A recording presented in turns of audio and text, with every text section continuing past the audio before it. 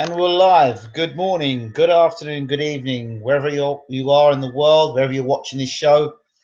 My name is Ingram Jones, and thank you for tuning in to watch Baylor TV Boxing Channel, which is live from Ireland.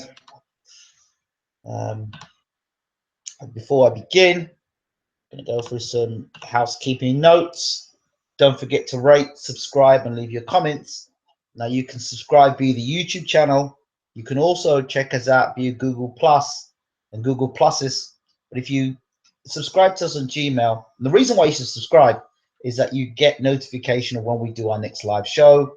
You get notification of our next interviews and our next features. And there'll be a lot of stuff coming up on the show on this channel soon.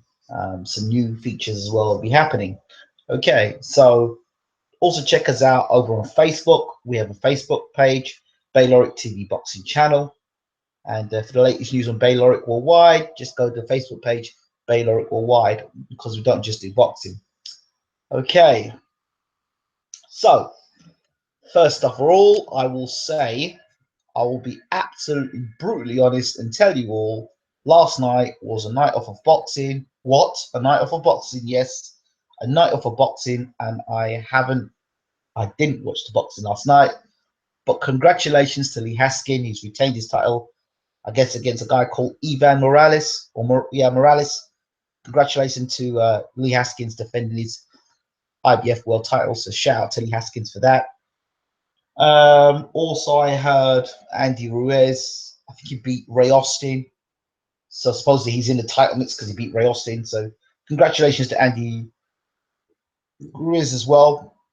So I guess those are the two main stories. And I know there was other boxing on last night, but I might have taken a casual approach last night and not looked at the boxing because there was nobody of any real interest, or I had personal interest in. And I just wanted a night off of boxing, so you know, to prepare for the weekend we have coming up. So there's lots to talk about, and I'm going to get started.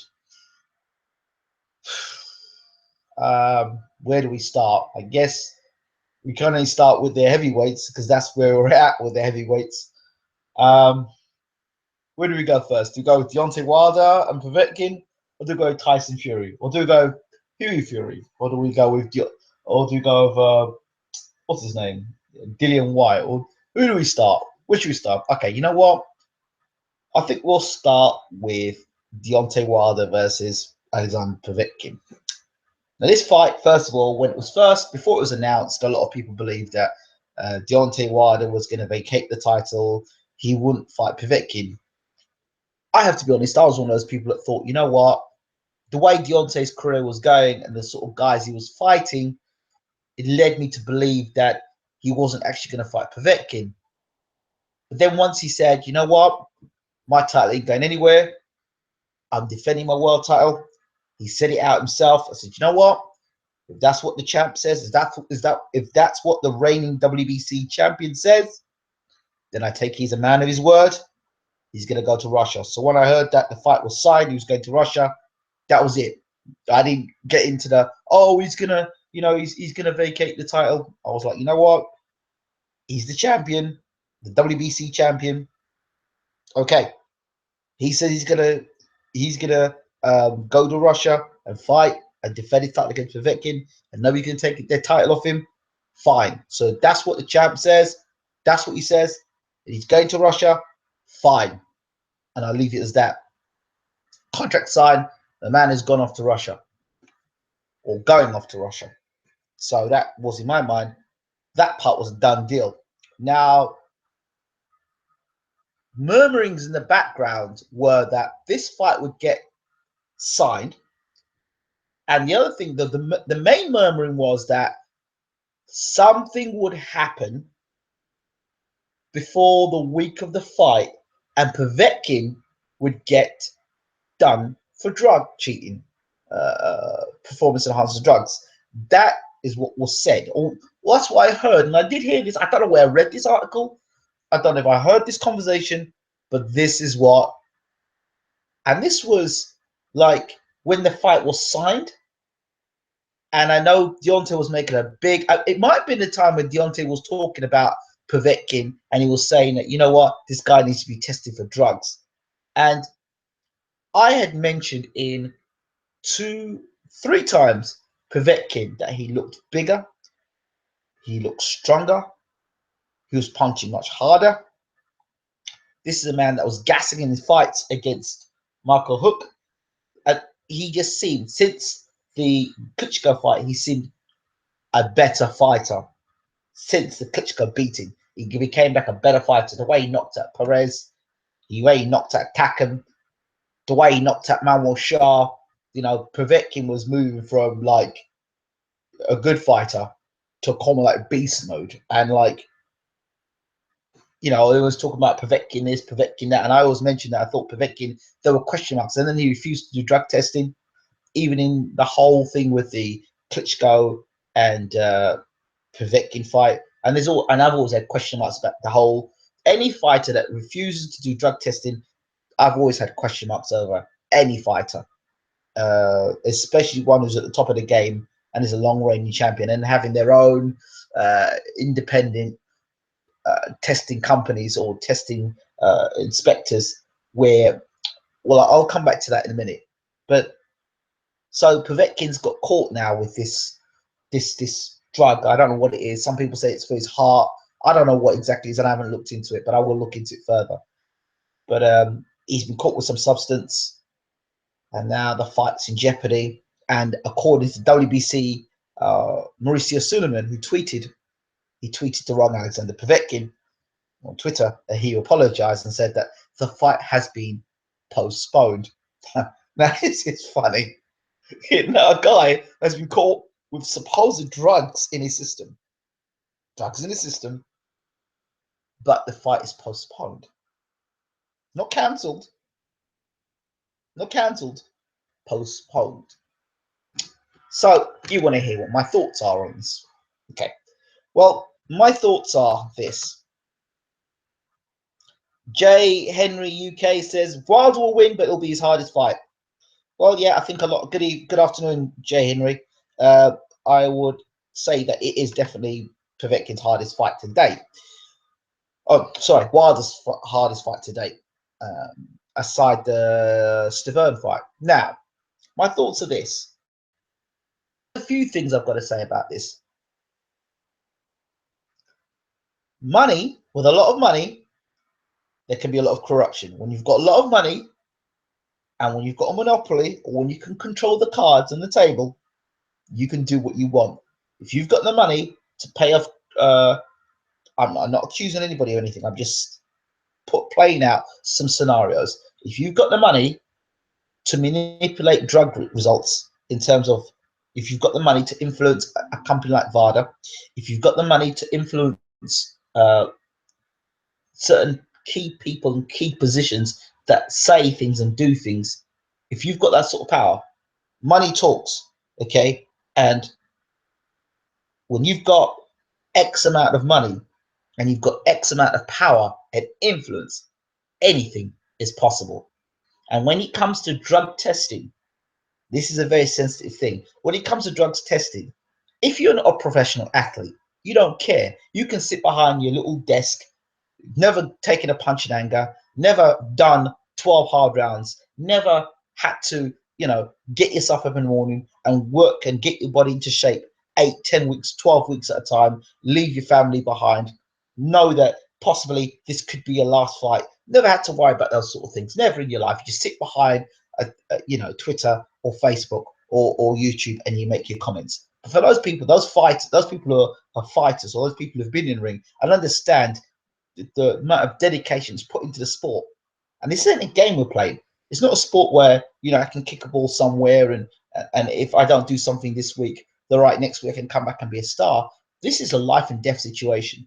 So there's lots of ways of looking at this. First and foremost, anybody who has blatantly been cheating in the sport of boxing, blatantly cheating. I don't mean, I'm talking about blatantly cheating. You have done, you've done the deed, you've decided to slip yourself some sort of drugs to enhance your performance. You need to be banned from the sport, permanently, not a 2-fight deal or 3-fight deal. You need to ban permanently, right? And for this, when you're getting banned permanently, see, the people that are doing the banning or the people that are doing the suspending, I want to be sure myself to know that there's no corruption behind that, that they're not being paid off by WBC or IBF or by a governing body, or they're not being funded by some other person in the back room funding them via the WBC or the IBF and slipping money through to say, you know what, this person we want out the sport because they might be paying sanctioning fees, or they may not be doing this, or they may not be playing the game that is meant to be played. Okay, now listen. Boxing is no different to any sport or any business in the world. As far as I'm concerned, corruption goes everywhere. It doesn't just, it's not just for business and outside the realm of boxing. Inside the realm of boxing, it's probably worst. So, you know, in terms of drugs and drug cheats, as far as I'm concerned, if you're caught, you go down. If you're caught. Now, my concern is if you're an innocent fighter, if you're a fighter that's innocent and you have a good record and you may have had a falling out with somebody, you don't want to pay your sanctioning fees, I don't know, you and your manager have a falling out, you have a disagreement with somebody, you decide not to sign a contract with a certain promoter or a manager, I don't know, and they decide to mess up your career. That sort of vindictiveness, that sort of nastiness, that sort of manipulative way, that sort of crap is what, for the innocent fighter, is what I stick up for and what I'm concerned about. But for the blatant drug cheat, no, you need to be out of the sport. You need to be got rid of. You need to be going somewhere else. You know, go to MMA and do that somewhere else. Don't do it in the world sport of boxing. I'm not condoning it in any way, shape, or form, but get the hell out of boxing. So that is one thing. I think any sport like that, performance art drugs, and the person is legitimately a drug cheat, they need to be banned. So my point is this: we go on to Lucas Brown, another fighter that's been caught, and you know, the other thing with this drug cheating thing is that if you're going and fighting in another person's country, right, whether it be Russia, Japan, the UK, America, okay, and you're the away fighter, it should not be the case that you have to watch what you eat, watch what you drink. You shouldn't have to do those things. You shouldn't have to do those things. Yet, you know, as Tyson Fury clearly said in his interview, that he didn't want to drink the water, and he kept some things stuff to himself. They must have peaked it, must have seen and known, hey, these are sort of malicious things that can happen. So even if you do things genuinely and you do things by the book and you're clean and you go about your business in a clean manner, there's still someone out there trying to spike your food, spike your drink, you know, manipulate your urine sample, your blood sample. Really? And you've got idiots on Twitter saying, "Oh, if he's a drug cheat, he should be banned." Yeah, if he is a legitimate drug cheat, he should be banned. So my point is, if a person is legitimately drug cheating, they should be banned.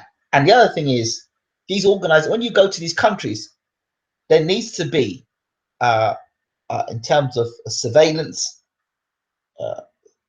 surveying food and drink, that they need to be checked. There needs to be checks done. A fighter shouldn't have to do that, but a professional team, the team around them needs to be professional enough. There's still fighters out there that the stakes have become higher, especially if you're fighting for a world title and you're going away from home. Your team needs to be professional enough. So whoever the fighter is, they need to know that their team is 100% behind them. They need to know that every person in their corner is on their side. So that's another issue. Is that should that be happening in the year 2016? No, it shouldn't. But that just shows you how much corruption there is in the sport. Corruption in sanctioning bodies, corruption with fights, with promoters.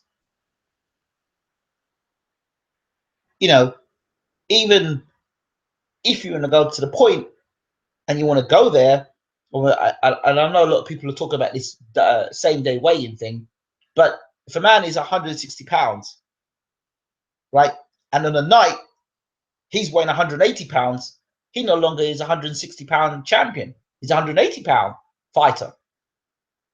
I would say that it's not in the rules, is it? But we can turn a blind eye to that. Something like Amir Khan fought the other night. He was meant to be fighting a 160-pound champion. In the night, maybe he came in 145, 150 pounds. 155 pounds he came in. And then he fights a guy on the night, he's about 180 pounds, gets one shot, and, you know, he was badly hurt. Were they in the same weight category? Nobody saw the weights afterwards. Khan, I believe, afterwards admitted that he fought a guy who was 180 pounds. That doesn't seem to me that you're going by the rules there. All such to say, hey, Khan versus Canelo, it's a pay-per-view fight. It brings in the numbers. Hell, what do we care? It brings in the numbers. But I don't hear anybody say anything about that being corrupt. I'm just saying that it's right in front of our faces, and we don't want to speak about it. We don't want to look at it. And a man's life is on the line. His career and his family, all it's all on the line.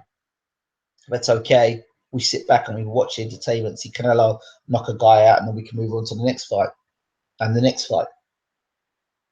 But we're quick to jump as a drug cheat, but we're not quick to look at all the other things as well.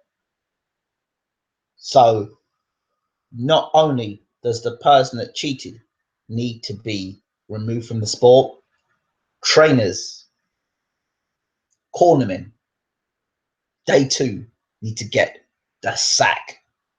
You see, now if that happens, if trainermen and cornermen and fighters get sacked for drug cheating, how many more brave trainers will be prepared to close their eyes? How many more people in the team prepared to close their eyes? Just asking the question. Just asking the question. Mark Smith, such a shame. Good afternoon, Mark Smith. Such a shame. Was Wilder's breakout fight? Mark Smith, Mr. Jones, hope you're well. Bullshit, says Tom Bryan on Twitter. Khan was 163 on fight night. According to him, Khan doesn't know what weight Canelo was. Well, I heard Canelo was 180 pounds. That's what I heard he said. Can we finally talk GGG versus Ginger Mexican? We can talk about it in a moment. Tom O'Brien 2000 was, you only need to be at the weigh-ins. Just because Canelo can rehydrate more than others doesn't mean he's breaking rule. It's just physical advantage like any, hand speed, etc. Maybe so. But the night before and the same day weigh-in, there's less of that happening. Less of those advantages. That's my point there. Mr. 1000 says fight will be cancelled. Well, according to WBC President Mauricio Suleiman says the fight will be postponed. More chance of brain damage. Well, okay, so in the years on same day fights. Okay, so let's go back. People are still dying in the sport of boxing today. People are still dying in the sport of boxing today. Maybe we need to look at the padding and the gloves. Maybe we need to look at other things, not just the same day weigh-ins. People say the brain damage. What about in the 80s and the 70s? What about that? What about 15-round fights? Did that help Nick Blackwell? Thank you very much. Did it help Nick Blackwell? There's my point there. So if for everybody that says, oh, next day weigh-ins, well, you know what? I can bring up a Nick Blackwell situation. I can bring up many other situations. Abdusalamov. guy who's in such a bad state now. What about that? So if you want to argue that same-day weigh-ins are an issue, then I'll argue you the next day, guys putting on 20 pounds or 30 pounds, it's not good. Heavyweights don't need to make weight. Okay, so that's for heavyweights then. So what about, so it was only the heavyweights that fought back then, Tom Bryan? So the middleweights didn't fight back in the 70s and the 80s and the 60s? Sugar Ray Robinson didn't fight back in those days? Look, you're not a doctor. Look at the evidence. The evidence. Well, evidence can be manipulated however you want to look at it. Uncle Bashir said you can only go up to 5K on the same day weighing, right? Indeed. Thank you, Mark Smith. So I might not be a doctor, but you trust every doctor? Doctors can be manipulated in the same way as well. So I don't want to hear this, oh, you're not a doctor. Well, listen, if we trust everything that everybody says, then without looking into facts, there are many doctors that are paid to say many things. Many doctors are paid to say many things just to make something look good, but it doesn't mean it's the truth. And I can tell you that as a fact. I'm a person who suffered from chronic fatigue syndrome for what, 8 years of my life? And I can tell you, the doctors told me taking antidepressant tablets was the way moving forward. I'm a medical doctor, says Tom O'Brien. Well, you could be a medical doctor. You study what you want to study, or you study what you're given to study, and then from that, you make your decisions after that. But as far as I'm concerned, you might be a medical doctor, but I'm a sufferer. I have been a sufferer. And I can tell you the facts on what I know, dealing with medical professions, that told me that take paracetamols and take this and take that. They didn't know what else they were talking about. Because tell me what doctor heals? No doctor heals. No doctor heals. The doctor can't heal the common cold. So don't come and tell me anything about a doctor. Don't tell me anything about a doctor, right? Doctors don't heal anything, because if they healed anything, then pharmaceutical companies wouldn't be making the money that they do. Because if a doctor heals somebody, then pharmaceutical companies wouldn't make money. You'd put people like Lemsip and old cold and flus, then those things would be out of business. So disease is money making. Okay, so you can come and tell me you're a medical doctor. Doctors do heal. What about heart bypasses? What about them? What about vaccines? Well, tell me about vaccines. Tell me about vaccines. I can talk to you about a lot of vaccines. Vaccines that have caused people to have illnesses later on in life. I don't know. I don't know what agenda you're pushing, my friend. I don't know what agenda you're pushing. Weed helps me with that arthritis, and doctors won't say, well, there you go. So I'll tell you something. Chronic fatigue syndrome, when you explain to me as a doctor how antidepressant tablets solve chronic fatigue syndrome, but I can tell you chronic fatigue syndrome is caused by metals being in the body. Where do metals come from? Right? I know this is going off of science and evidence-based agenda. Mate, governmental agenda. So what else I say to you? Governmental agenda. Mate, listen, you're paid a certain amount of money to do a certain job. Okay? You stop rocking a boat, you'll soon find yourself out of the MD job. So as far as it goes, as far as I'm concerned, set up your own practice. If you're that brave, set up your own practice and do things. But you can't do that. So as far as I'm concerned, I'm not knocking doctors, but they are not the gospel for me as far as I'm concerned. They're not the gospel. You know, they're not. They're not. And there are people in the Caribbean, I think this guy's a trolling them. I know. There are people in the Caribbean who use natural herbs and heal their bodies from stuff like cancer.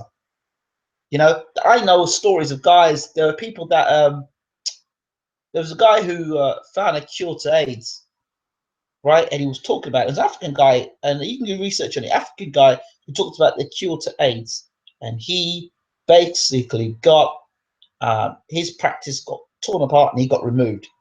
So listen, when you're dealing with money and you're talking about money and you talk about corruption, and we go back, government doctors the same as the media, just sheep. Yeah, there's my point. So that put it where it is. So back to my point about same day weigh-ins. Look, Guys were fighting longer rounds, 15 rounds. Guys were fighting more regularly. Sugar Ray Robinson fought how many fights? How many rounds? How many fights? Sugar Ray Robinson, Henry Armstrong. Those are two fighters already we're talking about there. They didn't have 50 or 50, 40, 50 fights. These guys were having 100, 120, 200, 300 fights. Plus they had amateur careers as well. So what people are talking about, I've got no idea whatsoever. Boxing Legend TV says, "What's up, Baylor? Pity about Povetkin and Wilder. What's your thoughts on Parker Tackham?" Okay, well, to say I'll finish off this Povetkin Wilder thing is this. Now, I don't know what the truth is about this. Now, if it was talked about, Wilder talked about this a long while back about Povetkin and the drug thing. Did he know that when he went to Russia, did he know that this fight was going to get cancelled? Did he know that, or did he know it was going to get suspended before he arrived in Russia? That's what I want to know. I'd see. I've got to look at things from the angle. Did he know that Povetkin was going to get caught? Right. The other side of things, from Povetkin's side of things, what are his teams saying? How did this substance get into his system? I don't know. I haven't read that much about it. All I know about this. So, how did the substance get into his system? How long has the substance been in his system? Why didn't he do why didn't he do drug testing before? VADA testing. Who's behind VADA? Who funds VADA? And who's connected to VADA? Who's behind VADA? That's what I want to know. Because I cannot honestly put my hand on my heart and say, yeah, VADA, you know, they're established and they're a reputable company and blah blah blah blah blah blah. I can't say that because I don't know VADA. I'll never know who VADA are. Do you understand? And that sort of dealings behind closed doors, I'll never know what's what. What's the agenda here? You know, you've got Al Heyman on one side, you've got the Russians on the other side. The fight was to have to fight in America. You know, the fight was the fight going to happen in America? The Russians brought them out and had to fight in Russia instead. So, was that how does that all work out? The Russians have wanted this fight for so long. Is this a propaganda move? Because some people have got caught in Russia with drugs beforehand. It's coming up to the Olympics. It's coming up to the Olympics soon. I don't know. I don't know what's going on. I don't know. I just know Mauricio Sullivan said, look, this guy has been caught with something. Wilder's mentioned before he even went to Russia about Povetkin. If that was the case, and you knew Povetkin was this kind of a drug cheat, why even sign the fight in the first place if you knew the guy was a drug cheat? Couldn't you examine his previous fights or looked into his fights beforehand? The guy's a drug cheat. You trade 8-10 weeks for a fight to fight a guy that you know is a drug cheat. I don't know. I don't know what the situation is with that. So I can't believe, honestly, a guy who's supposedly a drug cheat, the fight's been postponed. If the guy's a drug cheat, why didn't you say the fight's cancelled? Cancel the damn fight and let somebody else, whoever the next contender is for Wilder, fight the next contender. Whether that be a rematch with Bermane Stiverne, whoever next is in line with WBC ratings, fight them. Don't know. Give Wilder a little bit of time to get himself ready and prepare for the next fight. So, enough of the sheep this week. After a national hero keeps getting bashed for being a real person, that's a different subject. That gets so angry. Feel so sorry for Tyson. Moving on to our next topic. Wilder, Povetkin, who knows? Another story, Tyson Fury has come out again and has made some more comments. Now, there's a few things I've got to say about this. Is that Tyson Fury has always been making comments. It's nothing new. But I notice, and I want to say something here that may offend a few people.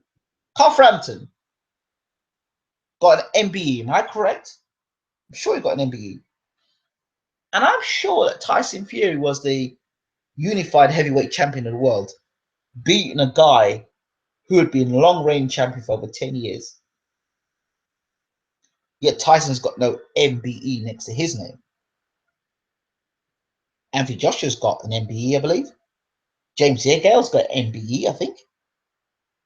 And Tyson Fury unified heavyweight champion of the world, or universally recognized as the #1 guy in the world, having beaten the guy that he beat the man, basically.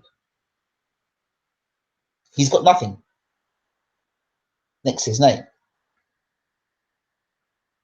His comments of him speaking, listen, based on his boxing ability, we're going to break this into 3 parts.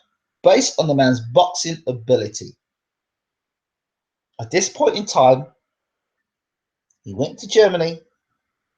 He did what a lot of people didn't think he could do, and he beat the man, which was Vladimir Klitschko. Vladimir Klitschko, go back and rewind the tape.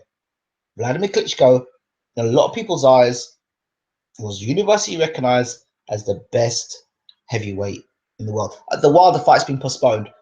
Hi, Tom. Hope you're well. Was universally recognized as the #1 man in the world. Okay, everyone talked about his title defenses. If you go on some forums, Wilder was the best thing. Klitschko was the best thing since sliced bread. He would have beaten Muhammad Ali. He would have beaten Mike Tyson. Lennox Lewis. He would have beaten Lennox Lewis. He was an all-time great. People who've got their own agendas. We all know where we're going there with that. Tyson goes across. Oh, he's fat. He's clumsy. He's this. He's that. He's going to get knocked out around. Blah blah blah. He goes over there. He beats Klitschko in Germany. He comes back unified champion.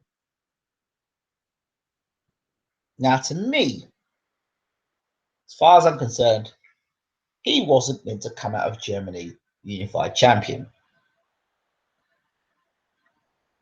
He wasn't meant to come out of Germany unified champion. Now, how he got out of Germany being unified champion, he beat Klitschko clearly. Why Tyson wasn't robbed on the cards, I don't know. Because I've seen fighters a lot, not a lot less convincing, right? Or a lot more convincing wins, and guys still get the decision. Felix Sturm the other day won a fight that I know he didn't win. So, is there more money in a rematch between Klitschko and Fury? Surely there is. Fury's now the world champion. He beat Klitschko, as far as I'm concerned, 8 rounds to 4. So he's opened his mouth up and he said some things, and people are saying, well, now you're a heavyweight champion of the world. You can't say these things. Listen, Muhammad Ali spoke up for his people. Okay?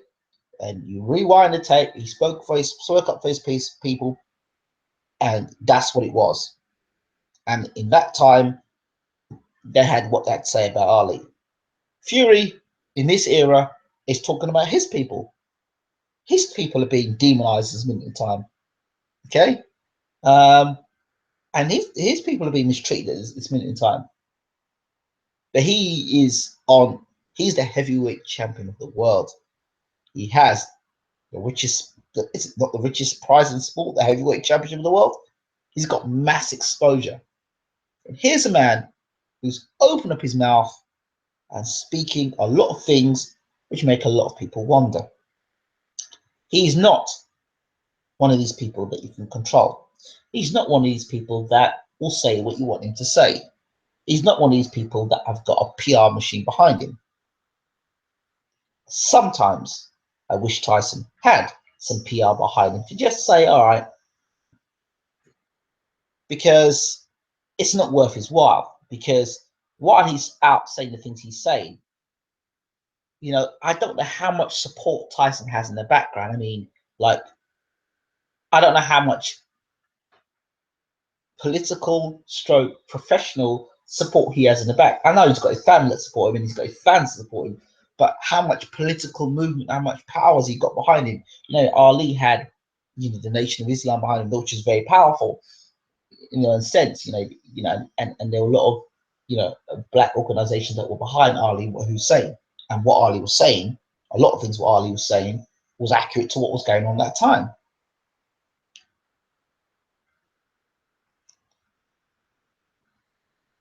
Do the media show him praying with Muslims before his fight and Muslims praying with Christians? Well, you see, Media, like I said, media propaganda will show you what they want you to see. I warned people of this back with the Chisora thing with what's the guy's name? Pulev. I said, listen, Berserko's kicked off, but there must have been a reason why he kicked off. Of course, the media will pay as, here we go again. Derek Chisora's kicked off again. The guy's uncontrollable. I said to you, it was an accident what happened with Chisora and Hay, and they played on it, and it became a big money fight, which everyone tuned into. Okay. This incident here with Pulev again, the media tried to tar Derek Chisora as uncontrollable. He's kicked off. Then, when you look at the video evidence afterwards, you see another angle. You see one of Pulev's guys whacking Derek over his head with a plastic bottle, which then Derek kicks off. Any other person would have done the same as well. Back to the Tyson Fury thing. Fury's now made some comments, and I don't have to repeat them. But I will say this point, and this is all I will say in this point. Is the man a liar? Is the man speaking the truth? That's for you to decide. Not for the media to decide for you. The media says Tyson Fury is. And you go, yeah, that's what Tyson is. No. Have you taken the time to research what the man has said? Have a check and see what the man has said. What has the man said? He mentioned about Zionists. Okay, so he said that. Is this true or is this not true? Who controls the world's media? Is it true what he's saying or is it not true what he's saying? And next question I'll ask yourself, you've got to ask yourself is as to why, not what, but why is Tyson saying the things he's saying? Tyson made some comments the other day. He mentioned something about the water. After he mentioned about the water, what happened? A couple of weeks later, Brown gets discovered with stuff in Russia. Okay, he said that's the reason why I didn't drink the water out there. Before he was going crazy in the interview, he explained himself afterwards. Okay, now he's coming out and making these statements about these other things. Is Tyson Fury? He talked about retiring as well. Is Tyson Fury in a dark place at the moment? I want to be in a dark place. I want you to hear me out right.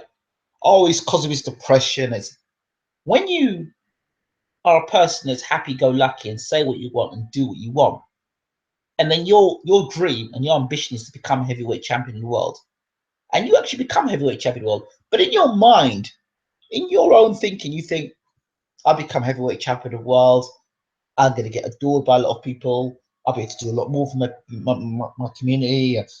All these things are going through your mind. You know, you've trained hard, you've worked hard, you've dedicated yourself, you want to prove a lot of people wrong, you end up becoming heavyweight champion of the world. You end up becoming heavyweight champion of the world. Okay. But then when you become heavyweight champion of the world, you've got the belt, but there's something else going on in the background. Something else is going on in the background. What is going on in the background? When Vladimir Klitschko was heavyweight champion of the world, he was Mr. PR. He said and did things the way a robot would do things. Mr. Vladimir Klitschko never said anything that was controversial. So you think to yourself, well, okay, Vladimir just does what everybody expects him to do. Anthony Joshua the same will say what is expected for him to say and do. But you have to ask yourself the question, what was controlling Vladimir Klitschko? Was Vladimir Klitschko his own man? And why was Vladimir Klitschko like this? Was he like that because, you know what, he didn't want to rock the boat? Was it because the people behind him controlling? Nobody knows for sure what happens when you become heavyweight champion of the world. You know, Mike Tyson, when he was heavyweight champion of the world, you know, the way he was that good for media? Did media like that for their own agendas, whether it be racial, profiling?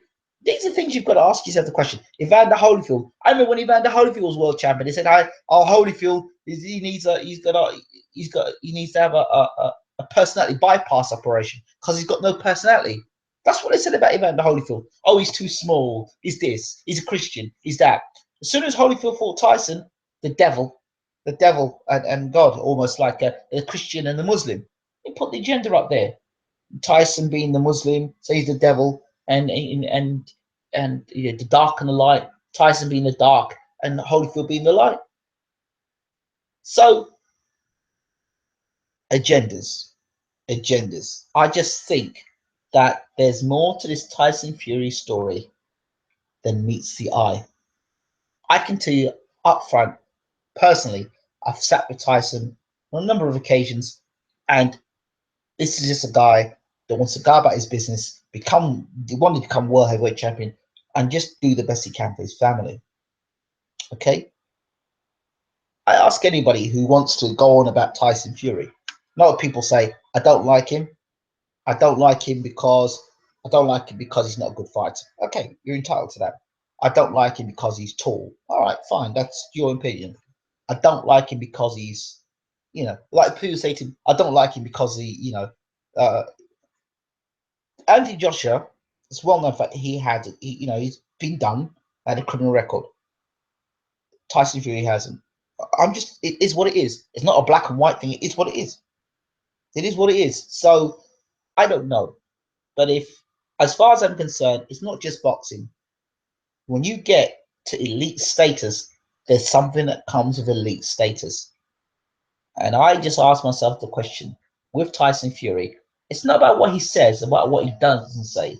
He wants to retire. Why do you want to retire, Tyson?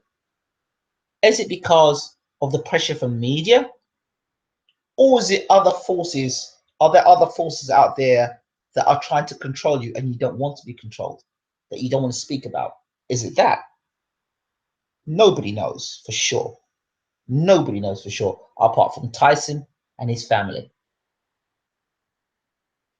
Those in the know, right? So, you know, Tyson's a lovely man. I'll tell you that much. He's a lovely guy. Off the camera, he's a great guy. He's a guy that I would sit down and spend a lot of time talking to.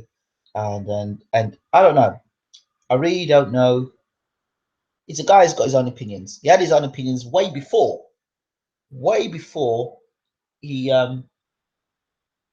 became world heavyweight champion. He had opinions way before that, and I clocked it from day one. He's tongue in cheek. Now, for me, I will say this much. I will say this much. And it's all well and good doing YouTube videos. I'm speaking to the boxing community here. All right? It's all well and you doing YouTube videos. It's all well and good of you sticking a camera up in a microphone up in Tyson's face and asking to do interviews with him. And it's okay for you to do that. But ask yourself this question. How many of you who stick a camera up in Tyson Fury's face and give your YouTube channel kudos and boost your YouTube channel and make your YouTube channel what it is so you can make a fast buck? How many of you are prepared to stand up and support this man? How many of you are prepared to do videos and actually talk about this man in a positive light? Because you are media too, and you have a responsibility in media. Listen, I'm not condoning everything in what Tyson Fury says. No, there's some things he says I don't agree with, but it's some things that I say you won't agree with. That's just part of life, right? But there are a lot of people within media. There are a lot of people within media, and they want to call themselves boxing media, that turn up to boxing events. They turn up and do YouTube videos. You know who they are. They turn and how many of them will stand up and say, you know what, that guy Tyson is a cool guy, cool dude. He's all right. You're misunderstanding him. How many of them would do that? And the people that support these channels, right, are just as bad. Just as bad, because you don't mind recording and taking stuff and taking his image and doing his videos on him. And then Tyson is, and Tyson that, and Tyson is. But when the shit hits the fan, where are you? So, my point is this. You're not going to hear me. Listen, I'm not going to sit down and say to you, I don't like Tyson saying this, and I don't like Tyson saying that. But what I will say is, he shares his point. It's his point of view. If you don't like what a man's got to say, don't listen to him. Don't tune in. Don't be a hypocrite. Don't one hand say, I don't like Tyson Fury, he's an idiot, he's going to get chinned. And then the next minute, tune into every single interview he does. That's idiotic. That don't make no sense. Just don't watch the guy. Don't pay to watch his fights. Don't watch him on YouTube. Nobody's forcing you to do it. Nobody's forcing you to do it. Right? Everyone is entitled to share their views. Right? And I thought this country, or sorry, the UK was about freedom of speech. It's not freedom of speech. How can you be free if you're being controlled of what to say? And if you say what you feel, it's then condemned. That's not freedom. That's a prison. That's like somebody saying to you, put you in a prison cell and saying, you are free to walk around this prison cell. But if you try and break out, this prison cell, we'll gas you. No, go ahead. It's the same thing. So, like I said, I think just check and see do your research. How many of these YouTube channels that you see that do Tyson Fury stuff, how many of them support the man?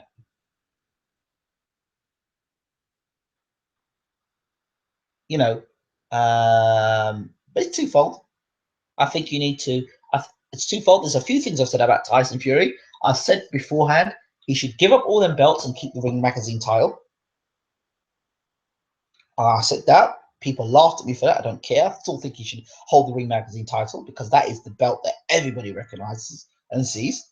Second thing is that I think that if I were Tyson Fury, I would cut my interviews in half. If you look at what the Eubanks have done, you can like them or dislike them, but I respect them because you know what? They've said what they've said. They said, you guys are manipulative. You guys, you want to turn our words and you want to do this, you want to do that. Fine. We're not talking to you no more. So we're only going to talk to certain media. But even then, the media going and talking to are the same sort of foul media that turn around and putting some of this garbage out anyway. So I think, in my humble opinion, that why attend all these big press conferences when you've got a bunch of haters in the room? End up turning around and do your own press conference. Tyson Fury, start doing your own press conferences. You hold your press conferences, and then you start picking and choosing who you want to be part of your media in the future. Hey, the President of America does it. Do it. Start picking and choosing who you want in your media, and you become an individual that is exclusive. You're not doing interviews with everybody. You're doing interviews with certain people. That's what I would do if I would, at this point in Tyson Fury's career. I would pick and choose who you do interviews with. That's what I would do. That's what I would do if I advise Tyson Fury at this point in his career. Mate, forget about everybody interviewing everybody and doing interviews with everybody, and because it's not helping you. It's my message to you, Tyson. If you're watching at some point, I'm sure you probably will be. Forget all the media, right? And just pick on people that you want to speak to. Yeah, because there'll be people in the media will ask you questions. I, for one, will ask you questions. I'll ask you the questions. So, and then those people that do actually take the time to interview and ask you hard questions, ask you good questions, give them the nod, give them the shout outs, give them the time of day. So you don't just do that, and do that. Any publicity is good publicity. I've heard that before. No, I don't think so anymore. I think good publicity is good publicity, and I think that you need to cut a lot of these people of media off because they're evil. Because I think another statement I'm going to make. I think some of these media are being funded by rival camps. That's another thing. Corruption is corruption. Listen to me. I think some of these media people, outlet people here, listen, there's another heavyweight champion of the world in the UK. I'm not blind, I'm not lying. Look, and hey, You've got to paint somebody as good. You've got to paint somebody as evil. And Tyson views evil, and Anthony Joshua, you know, he couldn't do anything wrong. So Mark says Peter Fury done the interview, Ingram. What do you mean? Can you explain that again, please, Mark Smith? I don't understand what you're saying. So let's hear what some people are saying. Mark Smith says real people who are not blind. No, Tyson has a lovely heart. Tom CFC says could honestly see Vlad knocking Tyson out, but you could see that happen. Probably see that first time around as well.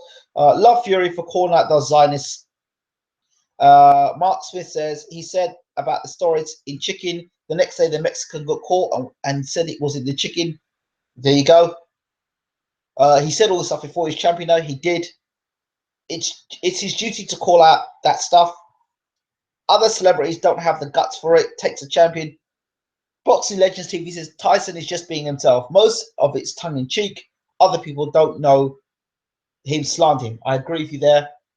I will talk about other things later on, Boxing Legends, but at the moment, I'm just going to keep it on this Tyson Fury thing. Mark Smith says he's got the balls to share his views. Jerry Boy says, he does. He's the most ridiculed man in Britain at one point. Now everyone loves him again, which is David Icke. But David Icke, you wonder if he's part of the establishment himself. After all, David Icke did work for the BBC. Anyway, but the fans love the interviews. But I agree with you. I'm not sure how affected Tyson is by the media. I think he is a lot. Fans do love the interviews, but the people who are doing the interviews, you now start to ask yourself the questions: what agenda are they on? Listen to the interview, and don't listen to it from a fan's perspective. Listen to it from a: is this hurting the individual or is this harming the individual? When I go about doing interviews, my number one objective is to keep that person in their best light possible. Now, if a person goes out and says stuff to make themselves look in a certain manner, in a certain way, then I think that that's up to them. If you make comments, you come out of your mouth, I interview you, and you decide to make comments that are gonna damn yourself afterwards, that's up to you. If you do things, I've come out to put you in your best light, and you can't respect me, and you make comments that, you know, make yourself look like an idiot, that's fine.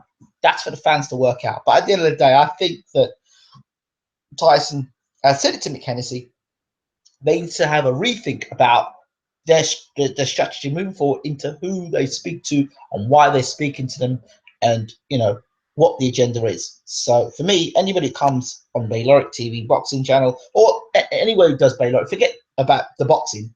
On Bayloric Worldwide, where we've interviewed people who've worked with big time celebrities, the end of the day, we interview them and we put them in their best light. Up to them afterwards. But my agenda is not to get out there and get views. I'm not looking for sensationalism. And when you're looking for sensationalism, you're always looking for the next climax, your next thrill. So you're always motivated by getting controversial videos and huge views, and so therefore they don't come naturally. They come by just pushing the agenda over and over and over again. So sensationalism, and when you're always pushing for sensationalism, how far will you go? And when you're looking for sensationalism, you're not caring about the individual. You don't care about the individual. You're caring about the result. You don't care what you will do and what you will get to get that sensationalism. So if you run over the person you interview to get sensationalism, it's fine. You won't edit what they say out. You'll keep it uncut. And so therefore, they're not looking after the person's best interests. So as far as I'm concerned, like, for example, when I interviewed Tyson about David Price when we first started interviewing him, and then he started off okay, and then about 20 minutes into the interview, he just went. I said, that's you. That's your opinion. But I'm not inciting you to say those things. You've just said, you know what? This is how I'm going to promote myself. And that's fine. But I'm not going out of my way for sensational headlines. I'm not doing it. If you say something sensational in it, that's different. I'm not pushing pushing the agenda for that. And I think that's another thing where a lot of people that can see a car accident waiting to happen, right? And they can see, especially in the world of boxing, a lot of hypocrites in the world of boxing, right? They can see a car about to crash. They can see a car about to crash, but they'll watch it crash. They know it's going to crash. They'll watch it crash. And that's their favorite fighter. They'll see it. Look, Ricky Hatton, another example. You look at Ricky Hatton. Ricky Hatton clearly had issues. You know, he's blown up and weight off, fight after fight after fight. Man had issues. Man had issues. Were his fans where he needed them? When he was caught smoking, when there was an article about him in the Sun sniffing coke. I mean, where was he? Where his fans? He was getting demonized. Let me explain something else to you as well. Just something that you may not have considered. You remember David Beckham? Didn't he get demonized at the World Cup? Media are very good at bringing you up, especially in the UK, bring you up, take you as far up as they can, and then dropping you, and then picking you back up again. That's what the UK media do. Wake up. That's what they do. That's what they do. And don't worry. Don't worry.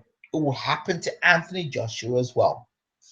They'll put him up on a pedestal and then they'll break him down. Wait and see. You look at all the sports stars. Name me a sports star in the UK they haven't done that to. The great Sir David Beckham. They do it to him as well. Look, this is what happens. And that's just the media for you. So I like what the Eubanks have done in the sense that they've decided to select the media. But again, how they've gone about it, I'm not so sure. Okay, he says, Mark Smith says, the latest interview where he said about the Jewish media on the Periscope, Peter was asking the questions. Okay, great. I was in Periscope. Oh, good stuff. So, Mark, how did the interview go with Peter on Periscope? Hi, Ingram. How are you? I'm good. Keep calm and box on. Fury should win the rematch and retire Vlad. Well, that's probably what will happen. I don't think a lot of people want that. I hear you, Ingram. Interviewers are pressuring Tyson to flip out so they can highlight the article in you. These people are not. See, I don't know.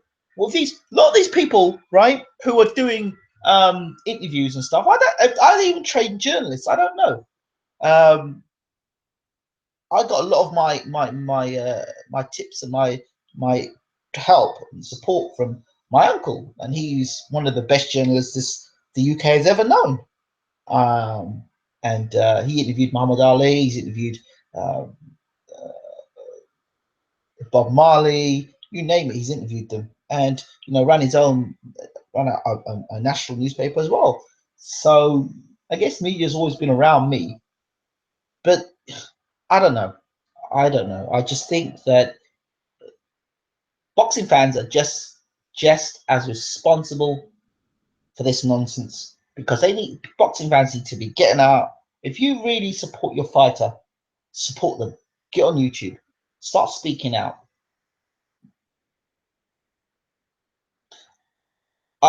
It says, bro, if Hatton wants to sniff coke, what do you expect him to do? That's a valid point. But it's before Hatton got to that point. That's when the cars crashed. Before that, there were issues with Hatton. Your interviews with Furies are very good. You come across very down to earth. Yeah, because I'm talking to people from where they're at. I'm not pushing it. I mean, I'll ask some hard questions, but it's only because I want to find out information. But I'm not pushing. And a lot of the questions I push are because of in response to some of the media crap that's out there. So, for example, here's how I'll construct an interview, like to talk to the Furies. For example, I'll read a lot of stuff over social media, thoughts people think. For example, not truth. Fury's ducking Joe Blogs. Oh, Fury motorcycle offence, or Fury throws out diamond ring, or Fury, I don't know, some whatever. And I'll say to him, look, this is what I'm hearing. Can you bring truth to it or not? So I give them, if they're the people that are being spoken about, then they get the first right to explain what the story is, right? So it's up to them. And if they afterwards then turn around and say something that's sensational, then fine. But I don't come across and say, well, I think that you, if I start from that process, well, don't you think that, and I'm coming from the process of trying to continue the media garbage that's out there, then of course you're going to get sensationalism. I'm not trying to do that. But that's my personal style. Everybody's style is different. Have I got any more interviews planned? Yes, I do. Yes, I do. I'll keep it as that. I'm not going to say anything more about that for now. But let's just say we might do things a little differently. Yeah, so those are my thoughts. It's a sad thing, you know. It's just sad the way the media is, and I just try and do the best that I can from my end of things to ensure that I try and keep people in their best light. So, all right, let's move on. The next thing I've heard about people talking about is this Huey Fury versus Dillian Whyte thing. Look, I'll put it as this. There is definitely something wrong with Huey Fury. Definitely something wrong health-wise. I don't know what it is, but there's definitely something wrong with his health. I mean, when he fought against Cassie, he just didn't look right. I saw him in the corner. He said he wasn't feeling right. And I saw, and Pete was like saying, you know what, I don't want to hear that. As if to say, you know what, you're gonna have to block that out, and let's get on with it. But there's definitely something wrong with Huey Fury. I don't know what it is. I don't know why he is. I don't know if it's stress related, the illness.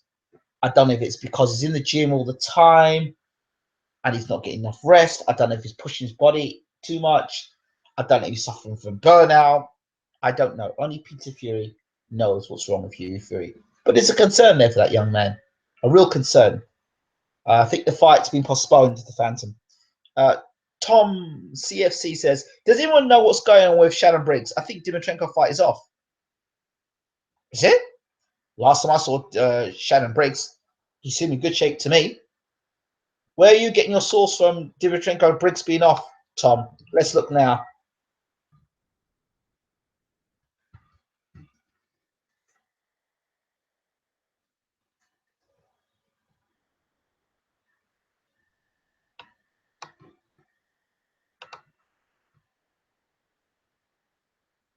Nothing here.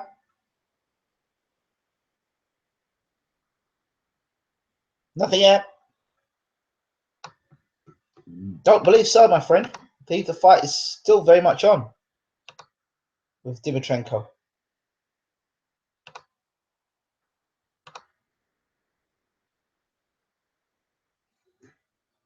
Dimitrenko people saying it was never signed. That's interesting. Twitter. Okay. Canelo. Yeah, Mosey's saying Canelo Golovkin's done. Yeah, well, I heard that as well. I see it as well. Checkbox rec.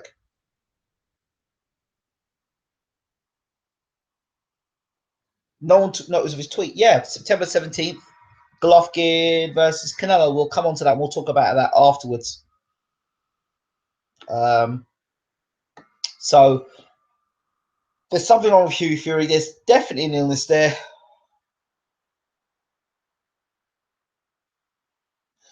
Keep calm, box on. Yeah, glad you mentioned Huey Fury. He looked a bit slow and was fortunate in his last fight that it was stopped. Just my opinion, by the way. Boxrec says opponent to be arranged. Okay. So yeah, I do think I think there's an issue there with Huey Fury, an illness there. And you really don't want to be going into fight against Dillian Whyte, not 100% fit. I don't care. You need to be 100% fit fighting Dillian Whyte because they're giving no excuses after this. Povetkin says Don Flamenco. Hello, Don Flamenco. Huey clearly has allergies. Look at his skin. It's red bumps all over it. Huey has turned down several big fights, but let's be honest, I don't think he's looked in. He's looked in tremendous. He looked in tremendous shape. But you see it again in the Fred Cassie fight. I don't know if it's a mental thing, if it's an emotional thing, if he's training too much. But you really don't want to be putting a guy in. What, he's 21 years old, turning down big fights, several big fights. Okay, Kell Brook is a healthy guy, right? And he's turned down several big fights.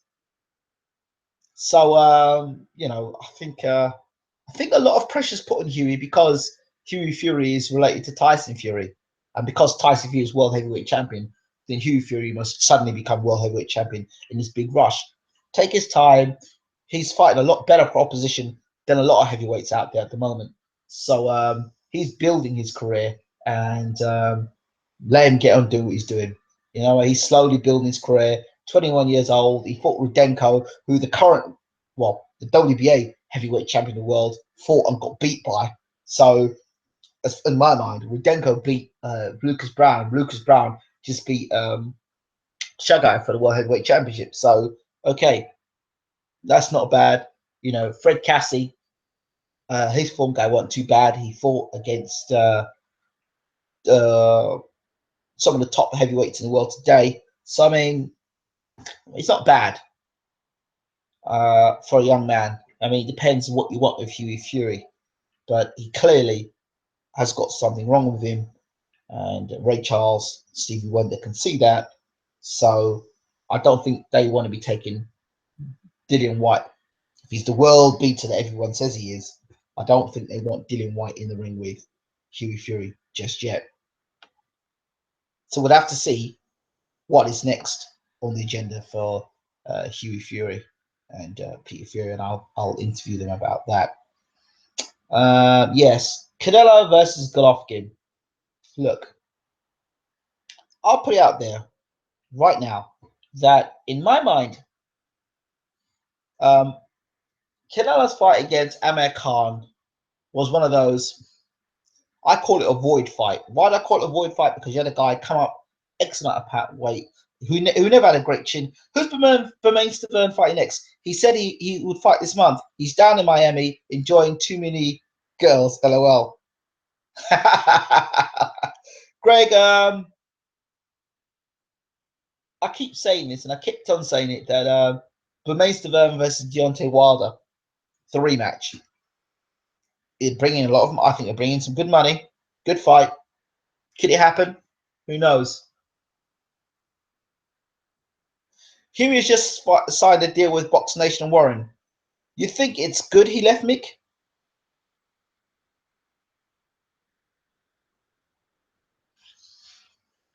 Has he left him? Stavern should get it on Jerome Miller. I think Miller was doing that as a hype. The interview I did with him recently said it was really hype. Miller doesn't want any part of Stavern. Should he have let? I don't know. I don't know what the deal is with Box Nation and Warren. I don't know the ins and outs of it. And really, I'm not his dad. His dad would know what the deal is. And I guess I may have to I'll talk to Peter about that. He hasn't left Mick. I didn't think he left Mick. I didn't think he left Mick. I think it was a promotional deal. Wilder versus Areola. No, I don't want to see that. Areola. Just his TV company, indeed, for promotion, TV promotion. He needs TV promotion, Huey Fury, but he needs more promotion. He needs health promotion first. He needs to get his health in check, I think. Let's see. What was I was about Canelo versus Gennady Golovkin. I don't understand this. Listen, I still don't get it, right? Gennady Golovkin's fought, and I keep going on about it. In my humble opinion, he's fought really.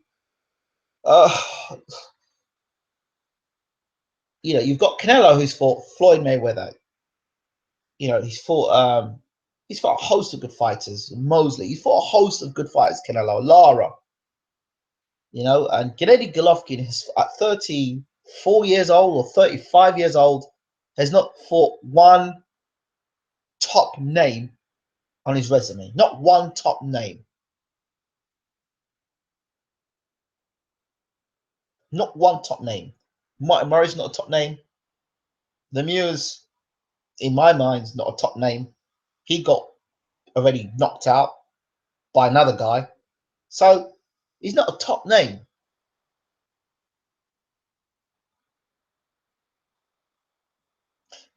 Do you think WBC will order Pulev versus Duhaupas for Wilder's new mandatory?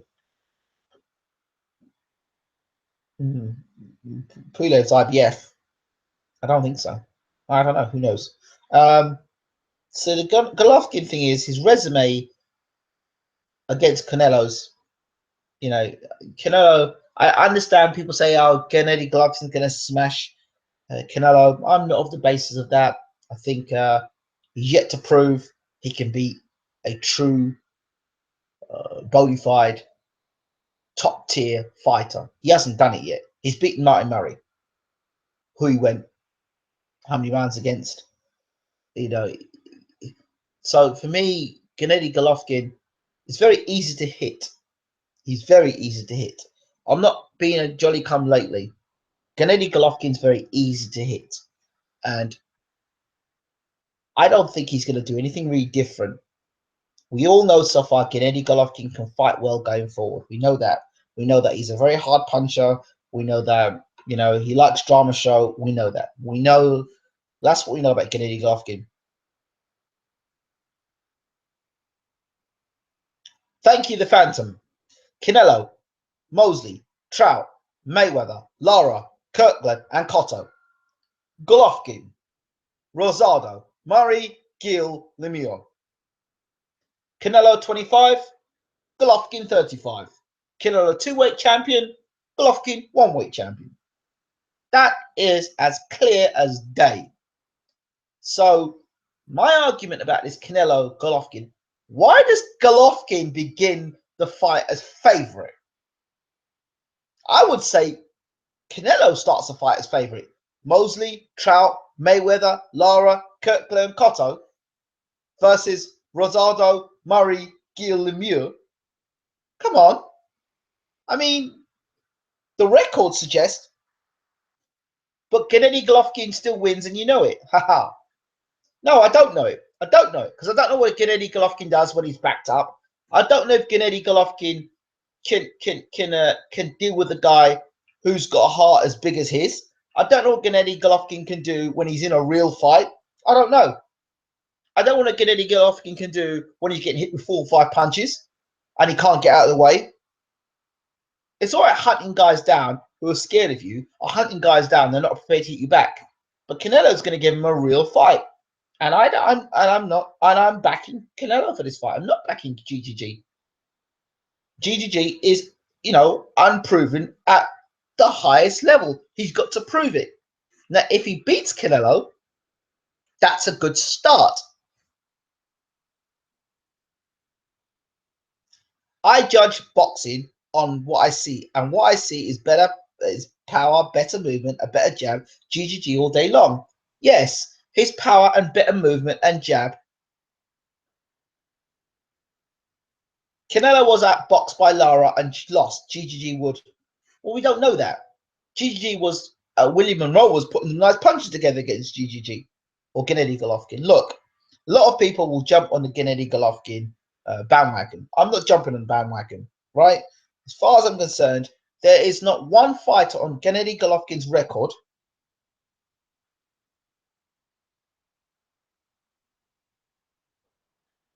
there's not one person on Gennady Golovkin's record that Canelo cannot beat. Not one. Not one. It would be questionable if Gennady Golovkin could beat Lara. Okay, questionable. You'd think he'd beat Cotto. He definitely wouldn't beat Mayweather. As far as I'm concerned, he wouldn't beat Mayweather. He's a guy who walks in straight lines. Gennady Golovkin walks in straight lines. There's no lateral movement. Doesn't move his head. But it's Gennady Golovkin, so we can overlook that. So people become the Phantom. Golovkin has poor head movement and a poor defense. Golovkin is slow, robotic. Golovkin isn't Superman. He isn't. You're right, Mark. Lemieux is a real fighter, and he got smashed to bits. How does Canelo fare at 160? That's the real question. You're going, well, we know how he fares at 180 pounds. Ask Amir Khan. Ask James Kirkland. Ask Canelo. Or Cotto, in fact. You're going to have to eat, you're going to have it humble pie, Ingram. Well, yes, that's the way it should be. A man's given credit for doing something. I don't give a man credit for doing nothing. Look, look, look. The world of boxing is a funny place. Wilder versus Povetkin officially off. Ah, okay. Well, that makes enough sense. Thank you, V's and Beats. The Phantom. Lemieux was smashed by Journeyman Rubio. How good was Lemieux? There's my point. Lemieux's trainer at the time, Ross Anbar, who I've interviewed a few times, Ross Anbar said that Lemieux was a phenomenal puncher, but he's got no brain. He's got no sense. He can only fight one way. I think Murray gives Canelo problems. Oh my God. No, I don't think so. I think Murray gets smashed to bits by Canelo. Absolutely destroyed by Canelo. Murray, especially when he's got that trainer. I'm glad, first of all, while the Povetkin is officially off, I'm glad Reason Beats that it has been officially off, because if a man's supposedly a drug cheat, CO 2971 says Wilder Povetkin postponed. Well, is it postponed or is it officially off? I'd like to hear that it's officially off. You picked Fury before the clip fight, and who would he beat? Well, let's see. Derek Chisora was unbeaten. No, yeah, Derek Chisora was unbeaten when he fought him. Wait, let me go. That's a good question. It's postponed, not cancelled. Okay. You know what? You know what?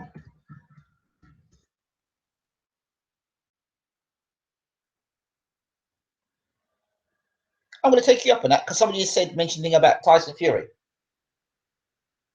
Let me go into this a second. Tyson Fury, because I can't say that about Golovkin and not say that about Fury. Okay, hold on.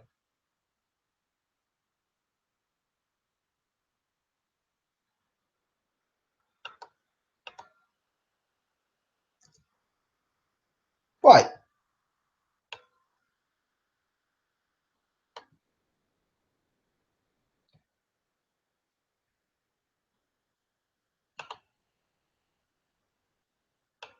Okay, let's see.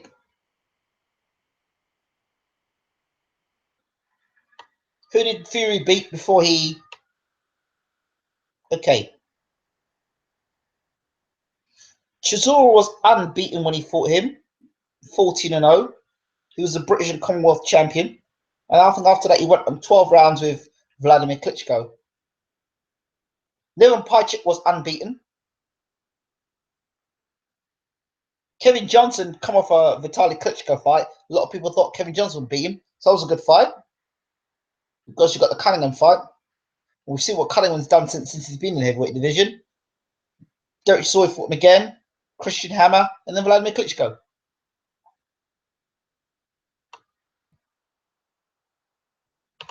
So let's go back to my point. So I've got to go back to this point there because somebody brought up a good point there.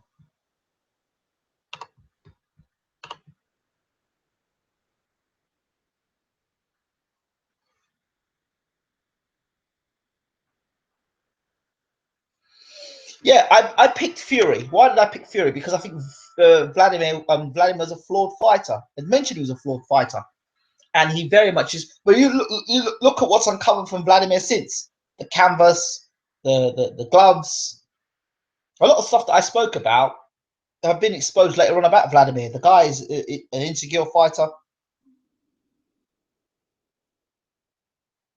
So in terms of Golovkin versus Golovkin's 35 years old. He's not going to get any better. 35. What we've got a Golovkin there is the best Golovkin we're going to get. We're not going to 35 years old. He's not going to get any better unless he's not going to get any better. How many of GGG fighters were unbeaten? Good question.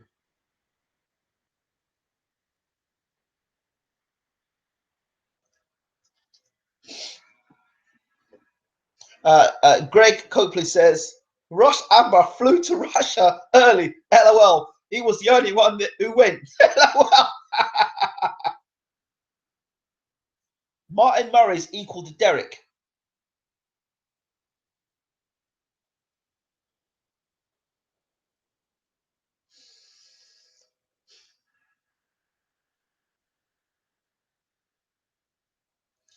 See, I'm going with the guy who's fought at the much higher level, which is Gennady Golovkin. Which is apologies, which is Canelo. Canelo's fought at a much higher level.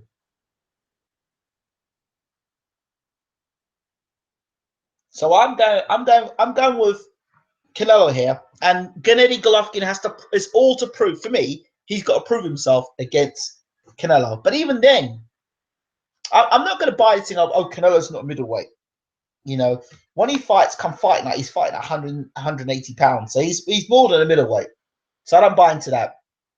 I believe that I want to know how Gennady does against a guy who's coming for him and he's not going to lay down. I want to know how his power holds up. What it's like when he lands his best shot and then somebody hits him back just as hard. That's what I want to know. I want to know what it's like when he's backed up. If he goes out there and he blows Canelo away, okay, Gennady Golovkin has arrived. The praise for him has been worthwhile. But I'm going Canelo. I'm going with a guy who's been in the tough fights. Okay, a guy who's been hurt, who's been badly rocked, and come back in fights. So, but clip 4 at higher level, you went with Fury. Yeah, but he'd been knocked out 3 times as well. If you're getting that, Klitschko had been knocked out 3 times before that, and was wobbled by Pulev. And you know, I'd backed Pulev to beat Klitschko. Remember, I thought Bright Jens had a good chance against Klitschko as well. So, you know, I want to know what happens when Canelo puts a combination together on Gennady Golovkin. A nice hard combination. That's what I want to see. I want to see when he gets hit back and push back, how he does. I'm going with Canelo because I want to see what happens when Canelo hits Golovkin back. That's what I want to see. I want to see Golovkin get hit back. 35 years old, and you ain't no pay-per-view star. 35 years old, and you ain't got no real name on your resume. GGG destroys Canelo, makes him good boy. Well, you know, let's hope that his power and all the things he does that he gets away with at lower level, he can do at higher level. 34. 34, I think did he just turn 35? Did he just have just had his birthday? Let me check Golovkin's records. Let me get Golovkin's. How old is Golovkin, please? Somebody? What is it, 34?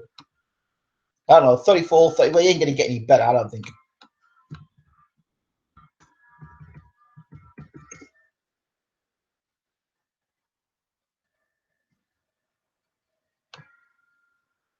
$34. I stand corrected.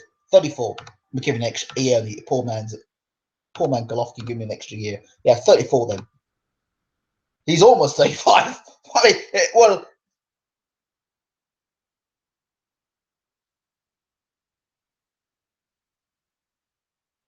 can he be 35 when they fight? Will he?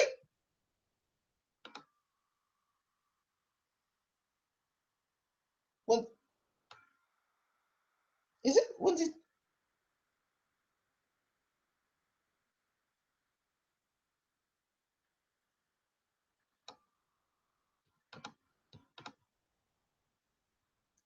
Well, he's 34 now. He's closer to 35 than he's 34. So he's 34 going on 35. Okay, he's 34 going on 35.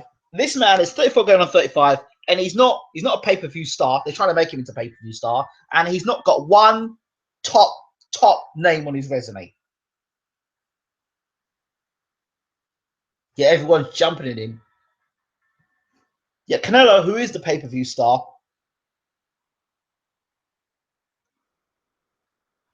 King Kong is older than Gennady Golovkin, and what? Hold on. When did you hear me say that he was a pay-per-view star? Is King Kong a pay-per-view star?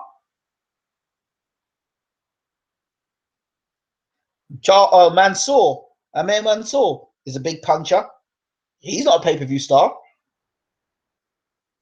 Yeah, but King Kong is 34 years old. He's now going to fight Ustinov, or 34, 35. Bernard Hopper is champion 50. Yeah, but B Hop's been a pay-per-view star. Don't go with B Hop. Don't go there, B Hop. B Hop's a pay-per-view star. B Hop, undisputed middleweight champion, went up light heavyweight champion. Don't go there, B Hop. Right? Don't even mention B Hop and Golovkin in the same breath. Just don't. How old was Cunningham when Fury beat him? I don't know, but Cunningham's done a lot better since after the Fury fight. So, and he came back down and gave the cruiserweight champion issues as well. Look, so for me, people have already graduated Gennady Golovkin, and he hasn't. It's like he hasn't graduated. He's been given awards and accolades, and the guy hasn't done anything yet. Honestly, he's done nothing, and his resume is nothing. But according to many people, he would beat Mayweather, a guy who's beaten champion after champion after champion after champion. Who else? He'd beat Andre Ward, who's beaten champion after champion after champion. So there's two fighters Gennady Golovkin would beat. Oh my God, he'd beat Canelo. He needs to get in the ring and fight somebody of top quality. You need a dance partner to be pay-per-view. Exact. Well, do you need a dance partner to be pay-per-view? Mayweather is pay-per-view, and he's on Mayweather's pay-per-view. Manny Pacquiao's pay-per-view. Those are two fighters there already.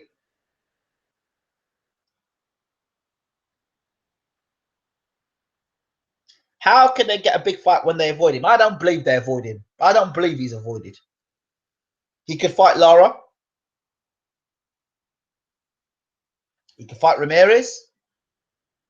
He was the one who said he could move down to 152 to fight Mayweather. Why did he move down to 152 and fight the top light middleweights? Why does he move up and fight super middleweights? No, because they want to clean up the middleweight division.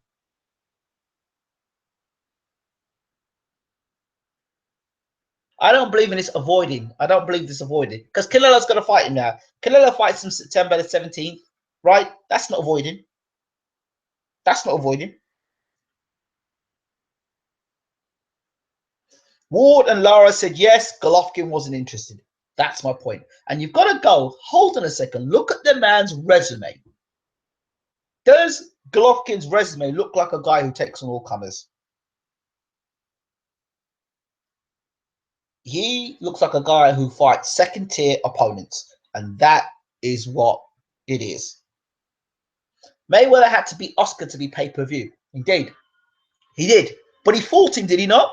He had to fight him. He had to fight him, and that's my point. So Rigondeaux's not been avoided too. Are you comparing Rigondeaux with Golovkin? Rigondeaux for Donaire, when Donaire was number one, and everyone's rating Donaire as number one, and he beat the number one fighter. Don't go there, Rigondeaux. That's three guys you've mentioned there. Mayweather, Ward, now Rigondeaux. What do those three guys have in common? All three of those guys beat the best around. Ward, Mayweather, and Rigondeaux. So I don't know what you're talking about. I've got no idea what you're talking about. Those are three guys there are top quality fighters because they beat top quality fighters. So Golovkin to me is more hype than substance. And if somebody says, "Oh, prove it," well, who's his best win? Who's his best win? Go ahead. I could tell you today that Canelo's best win could be against maybe Cotto, but he was a blown up middleweight. Well, okay, still beat him. Or he beat Austin Trout.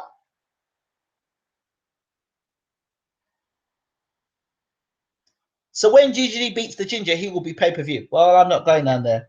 I'm not going on that. As far as I'm concerned, I'm going the proven guy, and Gennady Golovkin has to prove himself to be the man. Klitschko had been beaten 3 times.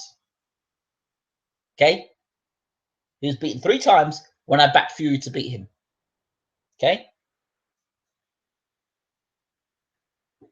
Canelo was beaten by the #1 pound for pound best fighter in the world, which is Floyd Mayweather. You can't put Mayweather and GGG in the same room. Come on, man. That's it. Okay. Golovkin has been a middleweight for over 10 years, but he's never fought a top 3 middleweight or top level fighter. Thank you. These are the facts. Talk to me. If you're going to tell me that Gennady Golovkin beats Canelo, tell me which fight you're looking at and saying, are you going to say the Martin Murray fight? The Rosado fight? Jade124 says, I can't understand why Golovkin is seen as the favourite. Hype. Mark Smith says, Martin Murray is the best win. Murray, best, Sturm, and Martinez, in my view.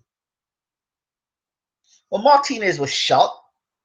And Sturm, well, you wouldn't call Sturm a pound for pound great, would you? GG beats Canelo, in my opinion, but they're both good fighters. Canelo has never been dropped. Will the fight be 160 pounds? Of course it will be. The Canelo will give a hell of a fight. I believe so too. I expect you rate a man by resume, but I pick Fury over Klitschko. And how did their resume match up pre-fight? But remember, look at the guys Klitschko got beat by. He got beat by Lamont Brewster. He got dropped several times by Samuel Peter. He got beat by, who else did he get beat by? Ross Purity. And they're hardly boxing greats. Keeping it real. I picked Fury, but his best one was Chisora and Johnson beforehand. Yeah.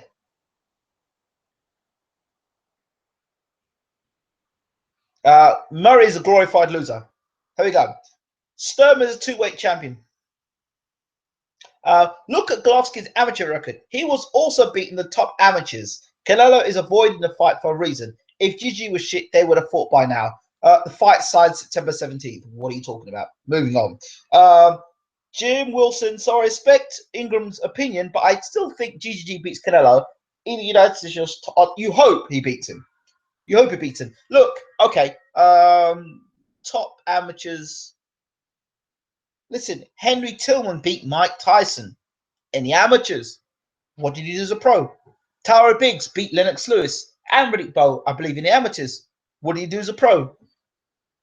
Just because somebody did something in the amateurs doesn't always mean they're going to become a great pro.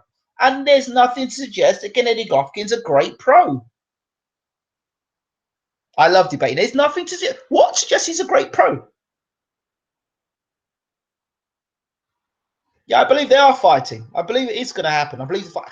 Anyway, even if it doesn't happen, I believe the fight will happen. I believe that's the next fight that will happen. In my opinion, I believe it's going to happen. I don't believe I believe it's going to happen. I really do. I think Canelo wanted to have a pay-per-view fight first and got the Amir Khan fight. Povetkin is playing Tupac in the new movie Juice 2. That's good. I like that. Do I think Brooke beats Vargas, and who after? Glenn Cullow. Brooke, he's another one. Needs to step up his level of opposition. Does he beat Vargas? If he does, I don't care. Who else can Canelo fight to justify pay-per-view? Gennady Golovkin. That's the next pay-per-view fight. Golovkin is the flavor of the month. He is. He is because look, the guys with much better resumes are not getting the credit. You know, why don't you call Rigondeaux a beast? I mean, Rigondeaux is the man.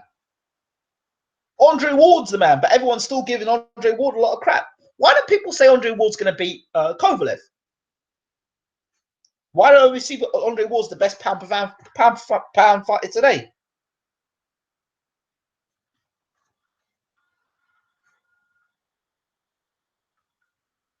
Lomachenko got a world shot in the second fight because of his amateur record. There you go. And he's got to fight for another one. Look, there's a guy who had a great amateur record, fought for his first world title. He's not going to fight for another world title in another weight division. That's what I'm talking about. That's what I'm talking about. Look at Alexander Usyk. He fought as many fights as the great Golovkin. His 8th fight or 9th fight, he's going to be trying to fight for the world title. There we go. Lennox Lewis, in his 15th fight, he was European champion. I don't know what fight it was when he became world champion.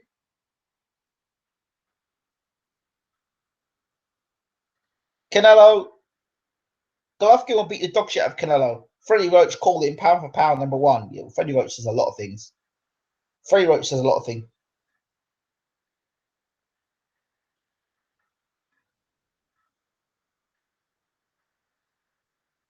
Canelo Cotto 2 is still a big pay-per-view fight. Golovkin needs Canelo more. What about Canelo versus Billy Joe Saunders? What about Canelo versus Chris Eubank Jr.? What about Canelo versus Andy Lee?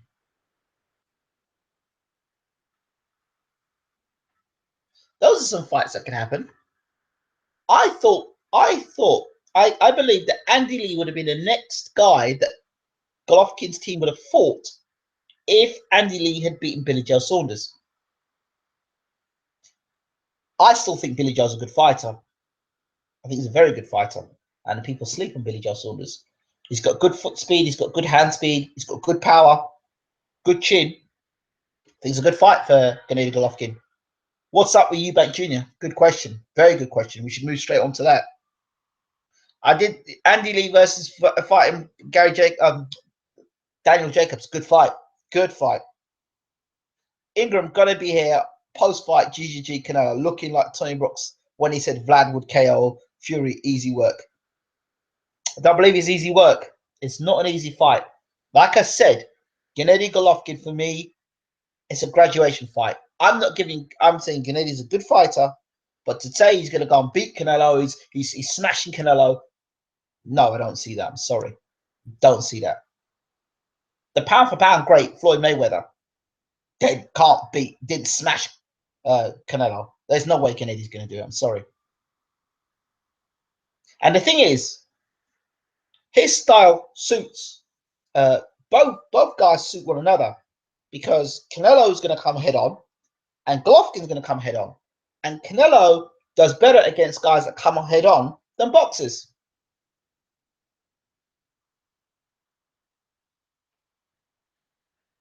So, I'm not buying into all this. Oh, he's scared of him. I don't think Canelo. Why would Canelo be scared of fighting Gennady Golovkin?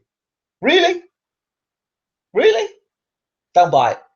Don't buy it. It's a money thing.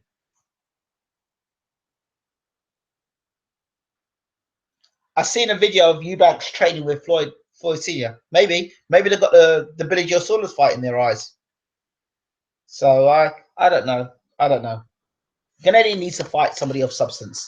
You can't make assessments of Gennady Golovkin fighting Dominic Wade and like Martin Murray, and I just don't see how these guys. Mayweather didn't smash Berto. If Berto was 160 pounds, GG would bomb him out in 46 rounds. Oh god. Oh dear. Well, okay, fair enough. I take it you've got Canelo is scared because GGG beat him up in sparring. Yep. I also heard that GGG also dropped what's it? He hurt Kovalev, and he dropped Kovalev in sparring. Listen to me. You want to listen? I would stick Kovalev in the ring with Gennady Golovkin tomorrow. I wouldn't think twice about it, because Kovalev has proven himself. Mayweather versus GGG. Mayweather all day long. Take away Gennady Golovkin's punch power. Just for a second, take away his punch power, which is what Mayweather will do. He'll take away the punch power and he'll give you movement, angles. He'll give you angles. How many guys has Gennady Golovkin fought has given him angles? You forget Mayweather's gonna angles, gonna hold, and it's gonna be fought in Las Vegas. And Gennady Golovkin's gonna be trying to trap him to ropes. Tries to trap him to ropes. Mayweather's gonna spin and be out of the ropes. Listen, Gennady Golovkin cannot beat Mayweather. Stop dreaming. Stop dreaming. Stop dreaming. He's not equipped to beat Mayweather. This version of Floyd is too old versus Gennady Golovkin. Really? Okay. If that's what you believe, because too old. Okay. All right, fine, because you know Floyd's body better than Floyd knows himself. Okay, fine, fair enough. But yeah. So what was the excuse when Hopkins beat Tarver? Was his body too old then? Ward would beat Golovkin. Floyd would beat Golovkin. Sorry, it's only sparring. Floyd's too good, man. And no, sorry, I can't subscribe to that. So even if you call the fight a draw, he's still champion. So that doesn't wash anyway. Of course, Floyd. Of course, Floyd would beat Golovkin. It's about technicians. You tell me how many technicians has Gennady Golovkin been in the ring with? I'm talking about guys who could actually box. Proper technicians. Guys, when they make you miss and make you pay. I'm talking about proper boxers. Ward versus Kovalev. Ward. Guy of Ward. Because Ward's going to go inside of Kovalev. When Ward gets, as long as Ward can get the keys to victory to Ward versus Kovalev is quite simple. To beat Kovalev, to beat Kovalev, and to beat Gennady Golovkin, you've got to get on the inside, past the jab. You've got to get on their chest and you've got to rough them up. Uppercuts. You've got to fight on the inside, throwing uppercuts, and you've got to get on their chest. Don't give them any room or any space to throw them big shots. I don't know how anybody could actually say that Gennady Golovkin can beat Floyd. Because Golovkin's just going to follow Floyd around the ring and then try and cut Floyd off. And he's trying to cut Floyd off, he'll get hooked with a straight right hand. And Golovkin can't move his head. Golovkin moves in straight lines. And he's the type of guy that takes punches flush. Many people think Maidana beat Floyd. Yeah, well, I know. Many people think that, Gennady Golovkin can beat Sugar Ray Robinson. But the fact of the matter is, it wouldn't happen. Listen, at the end of the day, many people thought David Price was the second coming of the Klitschkos. There you go. No, I'm sorry. Kovalev is a more dangerous fight for Ward than Golovkin was. Of course it is. But again, it's only because of Kovalev's power. The thing with a power puncher is, when a power puncher relies on his power, when you take that power away, this is what you call the sweet science of boxing. And a lot of people don't want to talk about the sweet science of boxing. They want to talk about, all these guys are a big puncher. Golovkin's a big puncher, but against who? Is he a big punch against a guy that can move, make him slip and move, and a guy that can mess him around, a guy that can hit him and make him miss and make him pay and frustrate him? How's Gennady Golovkin? And these guys need to be able to set themselves before they throw the shots. What do you do when a guy's constantly turning you all the time, moving you at space? You throw your best shot, you throw one way, he's gone the other way. What happens is you start making silly mistakes. George Foreman, another example. You think GGG is going to respect Floyd's punches? Listen, name me one fighter that didn't respect Floyd's punches. Name me one fighter that walked in straight lines against Floyd and got away with it. You look at Golovkin. Not Golovkin. Canelo. Do you think GGG is going to hit Floyd clean? Nah, I don't know. Let's move on. Let's talk about another subject. Many people think Canelo will beat GGG. LOL. Well, yeah. Well, I think that's. But I'm giving you a good reason as to why. Oh, he's a puncher. GGG's a puncher, and you'll just smash him. No, I'm giving you a constructive reason as to why I think. Okay, let's move on. Let's move subject.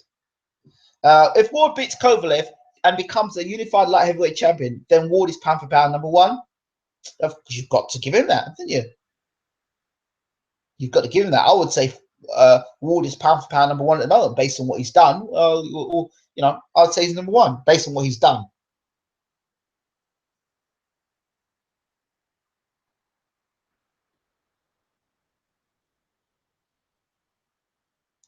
Remember GGG when he fought his toughest fight against Lemieux. Lemieux can't box. Stop. Lemieux cannot box. Lemieux's best way of beating Gennady Golovkin on the night was to come forward and throw bombs. Lemieux is not a boxer. Lemieux can't box. So he tried to box with Gennady Golovkin. Well, of course it looked easy.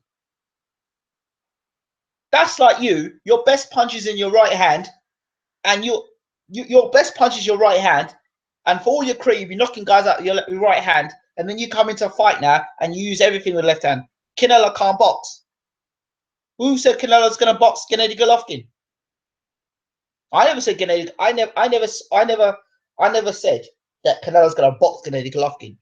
Canelo's going to bring the fight to Golovkin. Well, mind you, Canelo fights. Canelo's not, as people say, he doesn't come forward. He's a guy that's a counter puncher. So it's a good fight. Still think it's a good fight.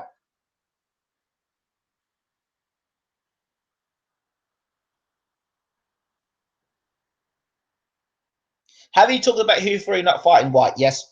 Rewind the tape and watching him there. What do you think of AJ's next opponent? He's got off the deck to win a fight. He's fought. I think he's a decent fighter. I think it's a decent fight. Good fight. It's a big man. It's a good fight. I think he's unbeaten. So you've got the unknown quantity about it, but he's been chin checked, he's been dropped, but he's got up and he's won a fight. So I guess against Mansour, who when he hits you, you stay hit. GGG didn't use Mexican style against Lemieux. GG fought very safe. Well, of course, because he knows somebody's trying to punch him back. So there you go. All right, do you think AJ will fight Fury? Can't see it happening if he's signed to Showtime. I'll tell you something, that Showtime will have to carry AJ in his wins and his defeats. So if he gets beat in that Showtime contract, what happens? Then the Showtime have to carry his fights. Like for example, the whole Box Nation thing with David Price. When you sign a contract like that, if you get beat, then you've got to show your comebacks as well. Interesting. I don't know. I think they've just jumped on a bandwagon at the moment, Showtime. So we'll see. We'll see. But Tyson and Lewis fought, so it can happen. Fury not signed to HBO, so it don't matter. But after the Klitschko fight, should Fury beat Klitschko in the rematch? Well, I think he will. I think, in my personal opinion, I don't know if he's a free agent after that, because if he's a free agent, he could sign with German television, and you hear Fury talking a lot about German TV.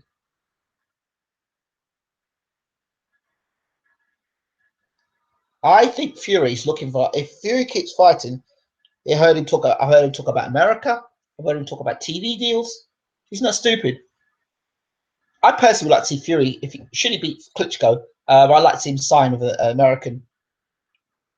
I'd like to see him sign with an American TV deal.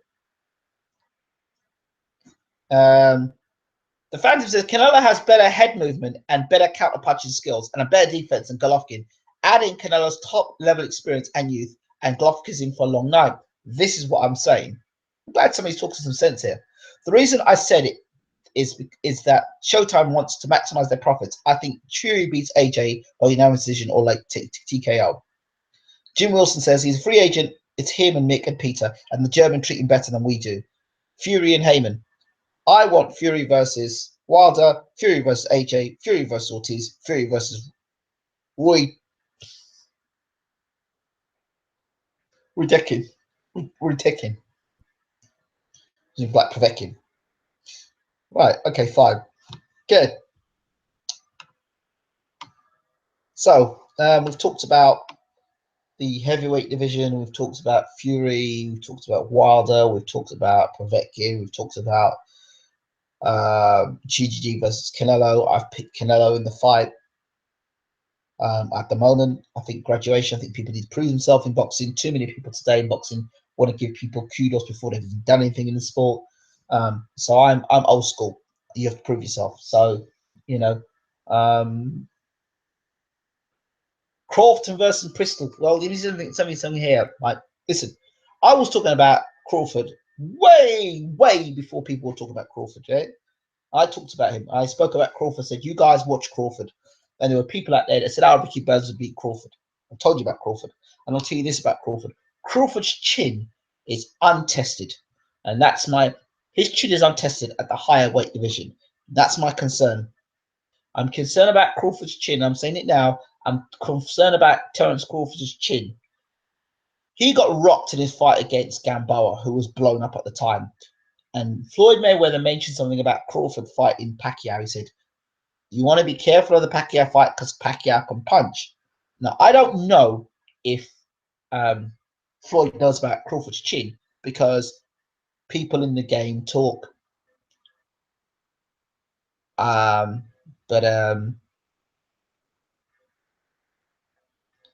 you know, his chin's questionable. But we know for a fact that Pistol takes a great shot. You don't fight Lucas Matisse and beat Lucas Matisse, you know, if you can't take a shot. So, or Matisse, you don't go past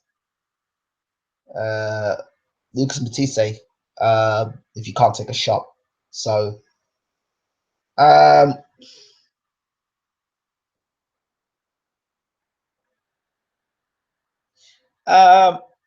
Ink. Tashi, I'm not being ignoring you. I've got you now.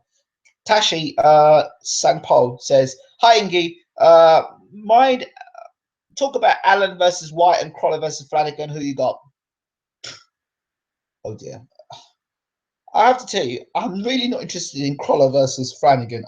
I really don't care. I mean, they can beat the crap out. I really don't care. I mean, Crawler beat Barros the other day, and, you know, let me be honest, I tuned in to see Crawler get hammered, and Crawler turned around, and he absolutely did a number on Barroso. And it makes, what's the guy's name again? What's this geezer's name? Oh, Joe Gallagher look like a tactical genius. But with that style, just soaking up punishment. I mean, what happened if Barroso was able to do 6 or 7 rounds, or able to do the 12 rounds, throwing punches like all the time? I would love to see that Crawler style doing what he did there against Manny Pacquiao. I'd say it was a great style, hoping that Pacquiao punched himself out. I mean, that style worked there, but if he thinks he can do it against the elite, he's got nothing coming. But there you go. Phantom, Khan versus Garcia 2 in December. Oh, no. Oh, no. No, I don't want to see that. I don't know who is managing Amir Khan's career, but it's clearly not in his best interest. Fun fact, Jim Wilson says, fun fact, Barroso was brought to lose against Mitchell. Sky hyped him up as the Danger Man, then Crawler beat him. Okay. My thoughts against Dave Allen versus Dillian White. Okay. Let's get a few things straight here about Dave Allen. He's had a lot of stick against the blueprint to Khan is to hit to the body, then hit him clean with a clean punch to the chin. He's gone. Did I not? I'll come back to Dave Allen in a second. Thank you so much about Jim Wilson, about what I've mentioned about Khan over and over again. I mentioned that's the Danny Garcia fight. Danny dug to the body and then threw the left hook that knocked Khan down. I'll say it again, and I'm glad Jim Wilson's seen it. So Khan for me is on a very dangerous tightrope now. I think his career is really in the balance. When you get, you know, I think Garcia's going to knock him out again. He's going to get chinned again. Khan is only good against guys who can't hit him back hard. That's all he is. Light punches is fine. Anybody who can dig against Amir Khan, it's trouble. So now, as for Dave Allen, how many fights has Dave Allen had? Okay, how many amateur fights has Dave Allen had? I think he had a handful, 10 amateur fights, or say even 20 amateur fights he's had. He's turned pro. Was it 8 fights, 9 fights he's had? You know, and it was like, oh, Dave Allen looks crap. Dave Allen's this, Dave Allen's that. You can't please some people. You know, Dave Allen fought he fought Jason Gavin. When did Anthony Joshua fight Jason Gavin? And Anthony Joshua was an Olympic gold medalist. Okay. My point is this. Oh yeah, Allen's gonna smash Dillian. I'll get smashed by Dillian White. That's why you've got fights have got to be managed, and fighters get managed. Dave Allen, as far as I'm concerned, is a man that is another guy that speaks his mind and says what he feels and believes. He's just a guy that wants to fight. He wants to fight. He wants to make the best he can of his career. So people out there, oh, he's gonna smash him. He's gonna smash him. Not respecting Dave Allen. You know, you guys, you need to make your minds up. Do you like guys that want to fight the best fighters? Or do you like guys that duck guys like Gennady Golovkin? I mean, you make your minds up. Gennady Golovkin, I've just slammed Gennady Golovkin for not fighting good opposition. But then on the same hand, Dave Allen now, who's had what? A handful of professional fights, fight against Dillian White. So as far as I'm concerned, all credit for Dave Allen for even stepping it up and saying he wants to fight Dillian White or David Price. 2 big punches, right? So as far as I'm concerned, I want to hear nobody telling me about, oh, you get smashed. As far as I'm concerned, he's taking the fights, which is a lot better than who's White beat though. Well, okay, that is my point. He said himself, Dave Allen said, right, you fought Brian Minto and you fought somebody else, and you landed a good punch on Anthony Joshua that makes you a world beater. There you go. So I don't know what people are basing it on. I mean, Brian Minto, if you look at the fight that Dillian White had against Brian Minto, really?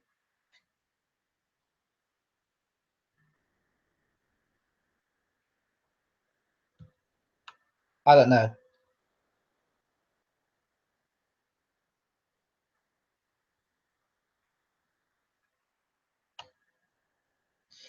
The only reason people talk Khan thinking he's elite is because he has a big mouth. Who is his best win? And who did he face at 147? No one really. Well, there you go. I mean, I think I've said it 1,000 times about Amir Khan, but there you go. Let's see what we've got here. I want to see K versus Pulev. Don't think you'll see that, mate. You're more likely to see.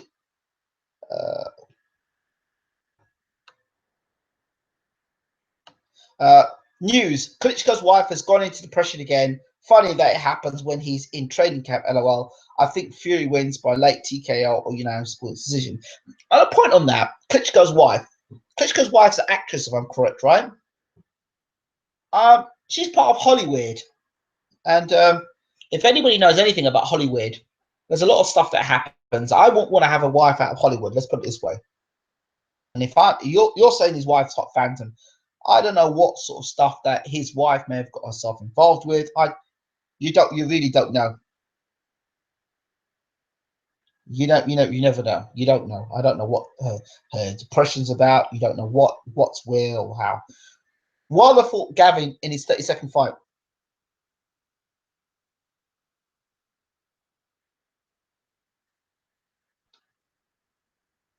Wilder beat Gavin in his 32nd. There you go. So Wilder beat Gavin in his 32nd fight. Here's Dave Allen, right? Don't talk about his wife.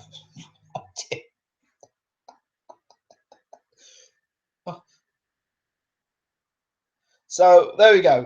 All my point is that he's married. We got related to his wife. I personally would marry a woman from Hollywood. And there you go. He was part of Hollywood. So if you get married to a woman part of Hollywood, expect weird things to happen. That's as far as I can say about that. Jim Wilson said Klitschko picked the wrong woman to wife. Jim Wilson said not wife material.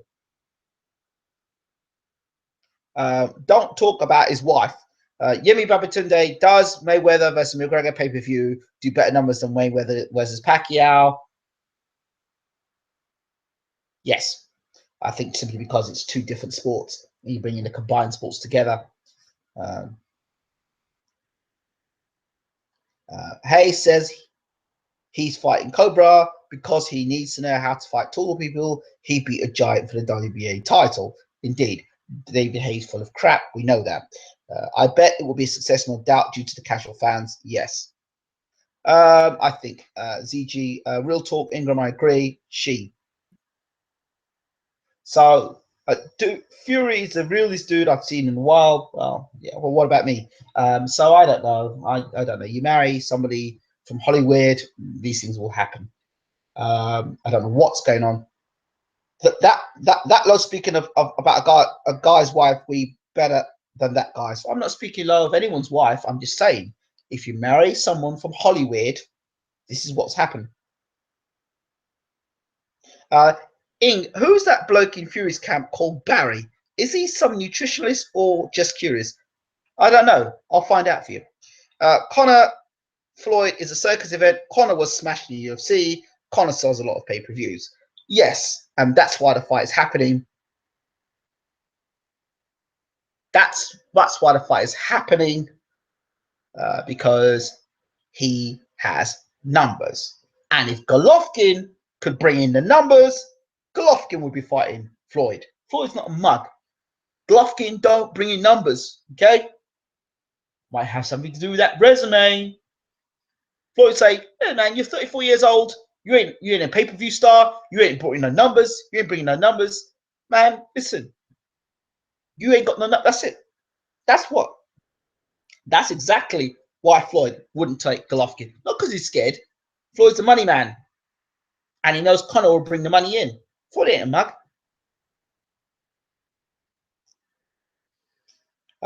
Jim Wilson says, you're real too, mate. You're real too, mate. You're real too, mate. Too many people scared of saying what they think. Well, it's what it is. You know, I'm not the only person who knows about Hollywood, but there you go. Mark Smith says, if I married a girl from Hollywood, I'd be buzzing. Yeah, you might be buzzing. You might be buzzing. Didn't Conor get knocked out in his last fight? He did indeed. He got hit on the chin. He got hit back on the chin by a guy who was a little heavier than him. And you saw him do a little dance as well.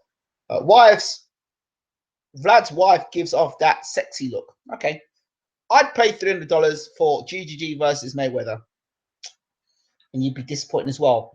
Is Ireland better than England? Wow. Wow.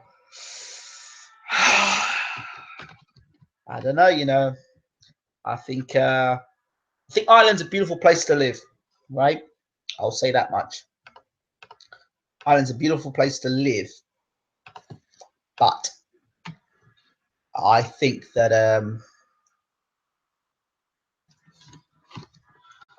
there's less room for political garbage. I think. Let's put it this way. I'll say that much to you. I loved when you told Uncle Bashir that Chris Eubank was being trained by his dad, and he replied, "In a suit." Uncle is funny without even trying. Yeah, Uncle Bashir is a great for wisdom, boxing wisdom. Conor McGregor would get knocked out by Rod Salka. That's reality.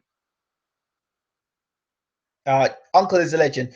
When are you going to get that Adonis Stevenson interview out there? When I get to interview Adonis, when I actually get back on the phone and try and talk to his people again. But I'm working on something real big, and I can't talk about it yet, but real big. And if I get it, you'll know about it. I recently spoke. I had an hour, almost 2 hour interview I did with Harold the Shadow Knight. He was the trainer It was when the assistant trainer to Lennox Lewis, and he told me, right, in the interview, he told me there's a lot of stuff he revealed in the interview, and he talks about Lennox Lewis, and he said that Lennox Lewis was out on his feet in the first round against Shannon Briggs. And if Shannon Briggs had come out and put it on Lennox, Shannon Briggs would have been world heavyweight champion. The Phantom says, McGregor couldn't even outbox Diaz. There's my point. That's a valid point there. I remember you hinted for a conference call, Peter Fury, Sanchez, and Bashir. Yes, I did hint at it. And that's going to have to happen, but it probably won't happen now until mid-June. That's as much as I can say about that for now. And it's all tiny, isn't it? Top 5 favourite fighters. Ray Robinson. Sugar Ray Robinson. Favourite fighters. Liked Oscar De La Hoya. Because he fought everybody. Loved Oscar. Win or lose or draw. I loved watching Oscar De La Hoya fight. Top 5 favourite fighters. Oh man, there's so many. I don't see. It's a difficult one because there's so many fighters I liked.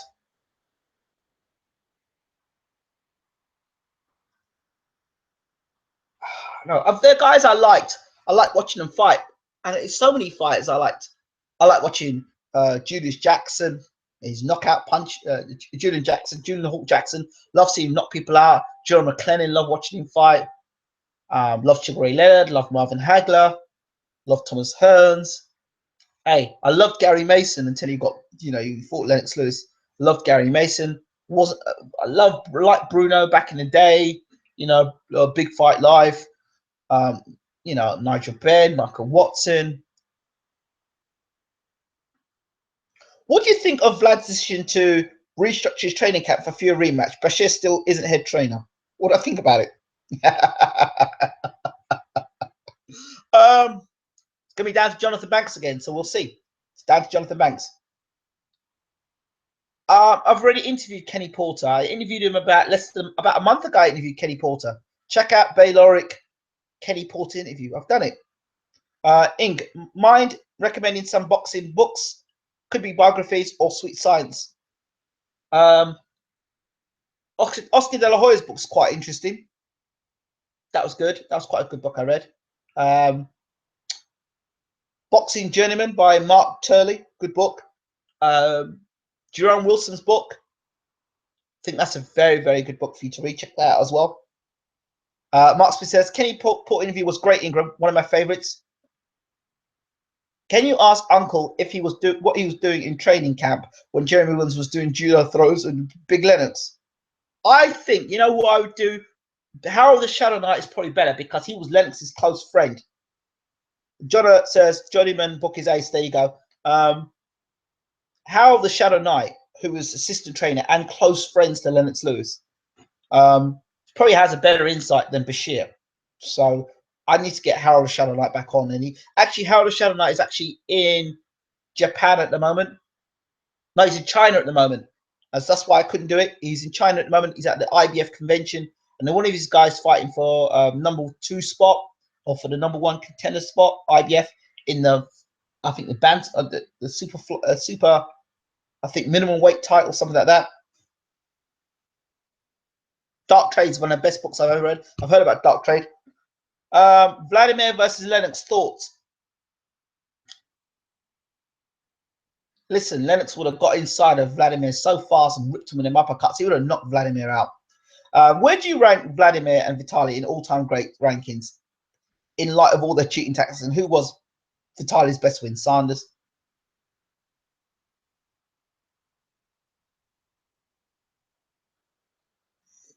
Chris Arreola? I thought his best. I thought Sanders was a damn good fight. Him against Sanders, very good fight. I thought it was a very good fight. But Lennox the KO him. Can you imagine Lennox? Because Lennox would have got inside of Vladimir. He would have got inside of Vladimir. Vladimir don't like it up close. He would have got inside him and ripped with them uppercuts like he did against Michael Grant, like he did against Vitaly. So that uppercut would have hit him. Where do I rank?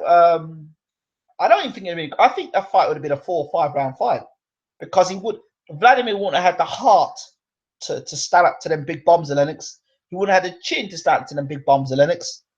And the only thing Vladimir would have had in his favor was a great left jab. So yeah, GG fans think that GGG would smash Hagler.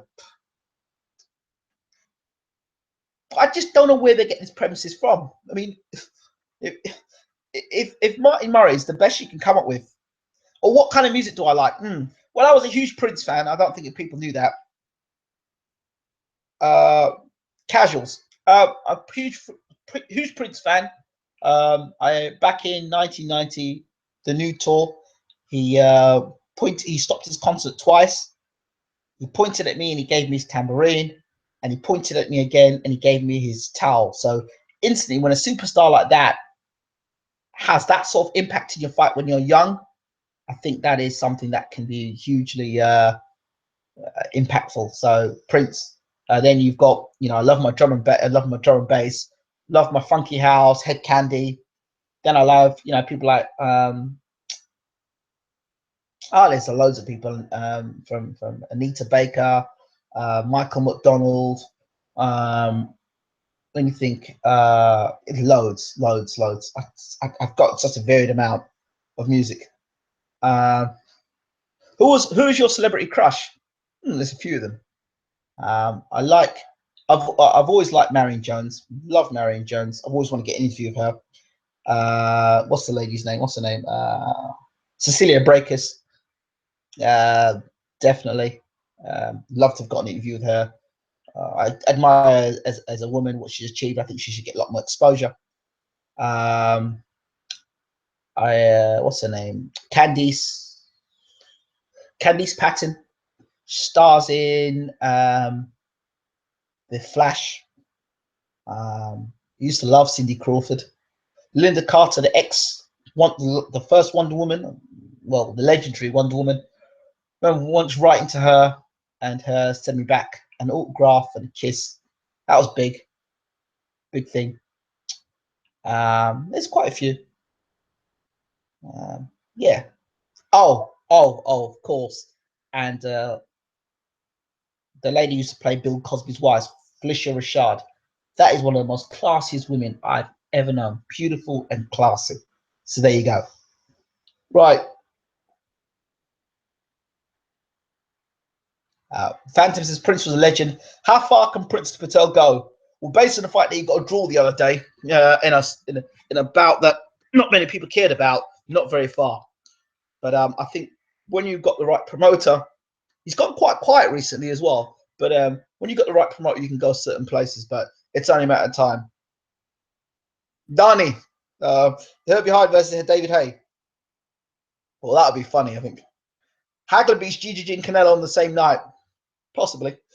Ingram, how do I rate the Indian kid of Verinda? Homecoming fight this summer in India. Happy for Box Nation. Yeah, I'll make a lot of money on that.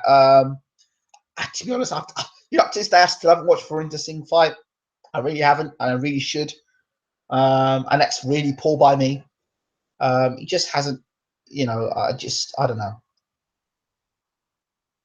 I don't know. Oh, by the way, while I'm talking about those ladies and Korean crushes, let me know if you've seen any of them. Just type them in and let me know what you think of them. Candice Patton, Marion Jones, Linda Carter, Cindy Crawford. Herbie Hyde versus David Haye. Who would win? Oh, David would kill him. Oh, hey, David would kill him because Herbie had no form of defense. Donnie, says Jim Wilson. Class is lost on the younger girls. They're mostly, well, okay. Mark Smith says that Indian guy will lose as soon as he steps up. Just a money man in India. Bollywood star, that's all he is, says Mark Smith. That's probably why I haven't paid much attention. Frampton versus Cruz. Good fight. Thoughts? Well, that is definitely a duck. If you want to talk about ducking, never mind about Huey Fury and Dillian White. If you want to talk about ducking, that is what you call proper ducking, right? Move up a weight division to avoid the man who you said you'd fight next. You said you'd beat Scott Quigg, and if you beat Scott Quigg, you'd fight Rigondeaux next. You ducked that man to go and fight Santa Cruz. Listen, proper duck. That is proper. I don't care any way you turn it. Frampton can say what the hell he wants. I love Frampton. Love Frampton. I love him to bits. Yeah, I love Frampton. But that I can't defend. That is proper duck. That is as duck can be. Proper duck job.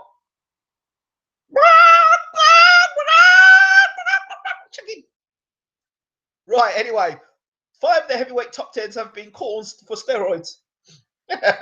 Tells you something, doesn't it? Walk down memory lane, indeed. They're all people my granddad would like. Ingram, ha ha ha, says Mark Smith. Sidney Crawford, oh my God. Quigg and Frampton both ducked Rigondeaux. Yeah, well, I don't think people get on Quigg's case so much. It's Frampton, because Frampton's more vocal. Frampton's vocal. Once you're vocal and you've got a point of view, yeah, well, he wants to be careful anyway, Frampton. He doesn't say too many things out of turn, because and AJ looks like a walking laboratory. I tell you something, and I go back to this point, people, and I found it really strange. Go back and look at that interview. Go back and look at that interview with after Anthony Joshua. Who did Anthony Joshua? Yeah, after Anthony Joshua destroyed a guy from Scotland. What's his name again? Can you remember the guy he fought from Scotland? The guy fought from Scotland, the Highlander. Yeah, that's the interview. His dad, where his dad turned around after he knocked out the guy from Scotland. He turns around and says, his dad comes in and says something about him not being on steroids. It's through hard work.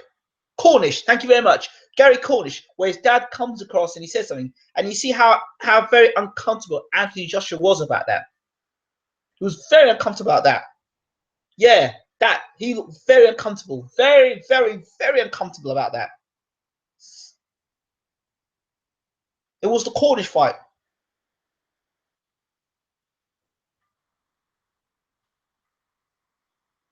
So I want to know why he seemed so uncomfortable. It was the White fight, not the Cornish fight.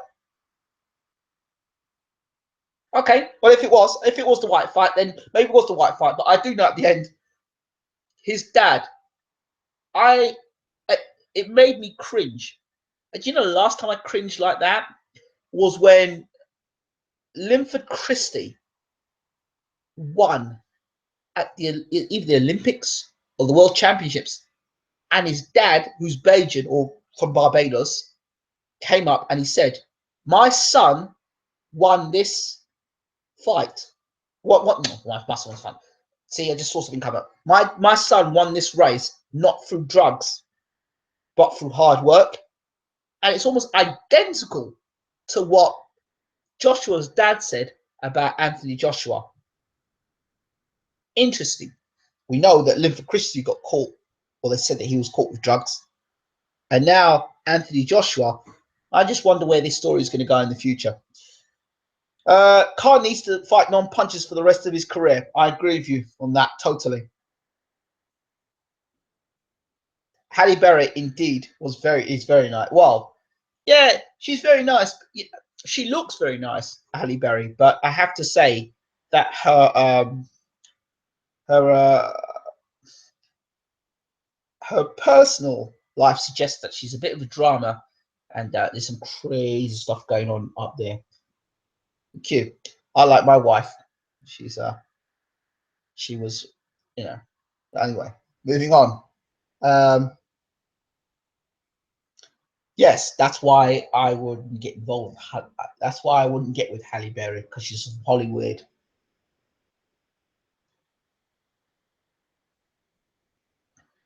AJ changed the subject quick after his dad said that. He's been protected. He's been protected by the British Boxing Board of Control. I'm sure he's tested positive, but they hush it up. He's a clean cat. He's a cash cow. IFL need to man up and ask these questions. Hey man, how do you think Fury versus Klitschko 2 is going to go? I think Fury versus Klitschko 2 is going to kick off from around round 10. All right. If the instructions were for Peter Fury to go out and try and stop Klitschko in the 12th round, then that would probably explain why it looked so Fury was getting hit with so many punches in the last round, if that was the case. Plus, it was a 12-round fight. If we take it from around round 10 and take it from there, between the two guys, I mean, Fury got hit clean on the chin by Klitschko. He took it. I just think that we've got, it could be potentially one of the greatest heavyweight fights in the last 10 years. We could have a real good fight there, because everything's bubbling up there. We've got political battles going on in the background. We've got Klitschko and his legacy and his tarnished legacy. You know, you've got Fury wanting to fight for prove himself. You know, that he's the man. You know, he wasn't a fluke. There's so many different ways to look at this fight. You know, so I think it's a great fight. If you notice them on the sponsored fuel drinks, then 9 out of 10 of them, they're on juice. I was so happy when I found out she did Nude Seeds. Hollywood is a strange and disturbing place. Did you know that movie that she got, Monsters Inc.? Was it Monsters Inc.? That was from what I've been told, that was actually a live, real sex scene. Check that. That was real. Her having real sex with that guy. Hollywood or what? Did you just say you wouldn't go with Halle Berry? You're crazy, man. Listen, I didn't say I wouldn't. Well, I wouldn't go ahead. Have you seen my wife? I wouldn't go with Halle Berry. No, I wouldn't go Halle Berry.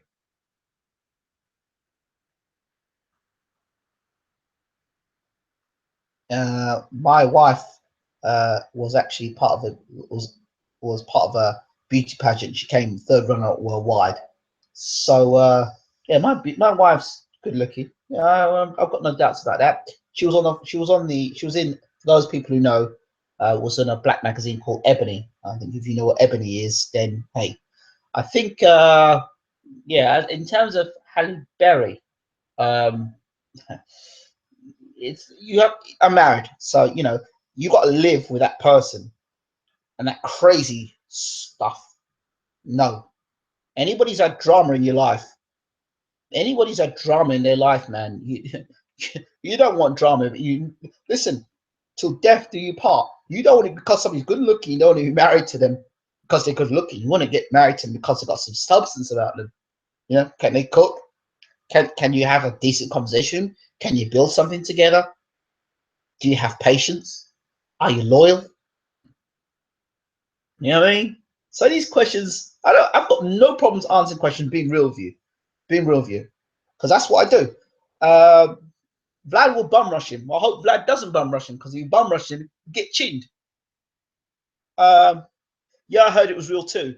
Imagine being the real life husband of Halle Berry when she filmed that scene. This is my point. Hollywood. Imagine, let's just go one step further. Imagine, giving a scenario, imagine Klitschko having to deal with that situation.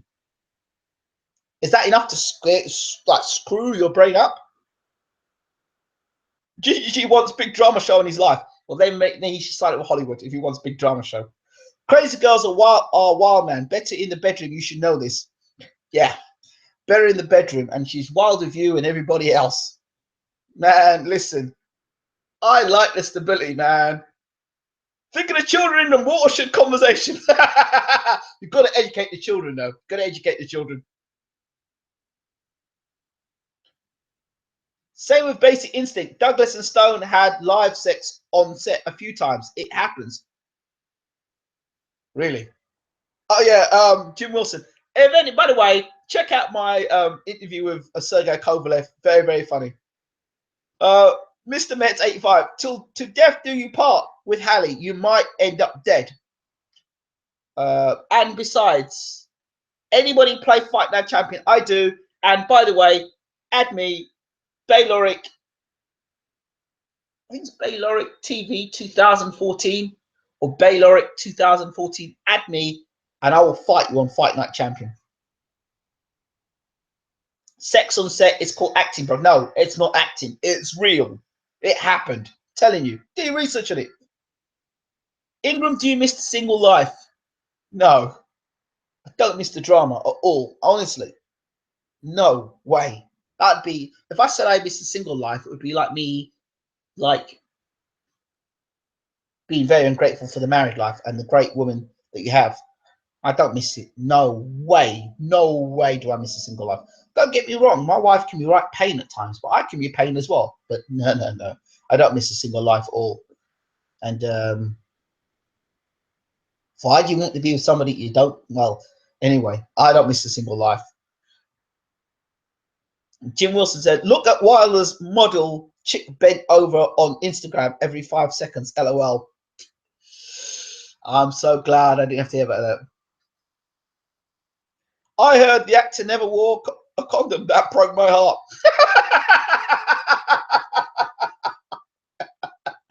Oh dear me. Xbox 360 or PlayStation? Game Tagger gameplays. PlayStation 3. Oh, mate, my mate's got a 360 and a PlayStation 3. Well, okay. I've got Game Tag will be Bayloric TV 2014 or Bayloric BAYLORIC 2014. Ingram, I want to see a picture of your missus. Is she proper penguin? Yeah. A picture of her.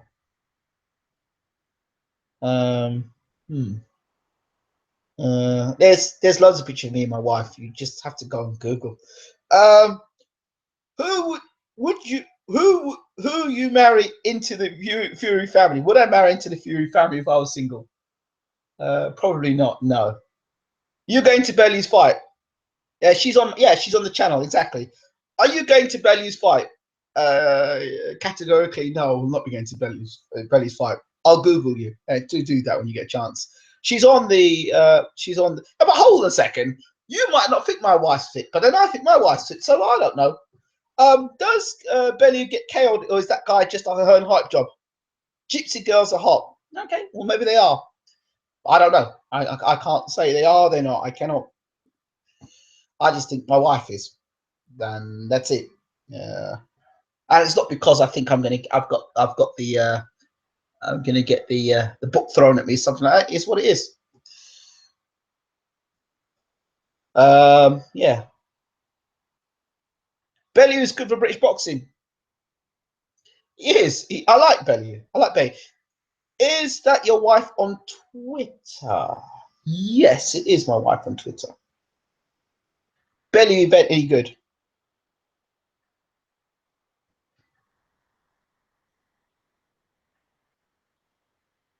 Damn, she's sizzling. I posted a picture on Twitter recently. She was on the Ebony magazine.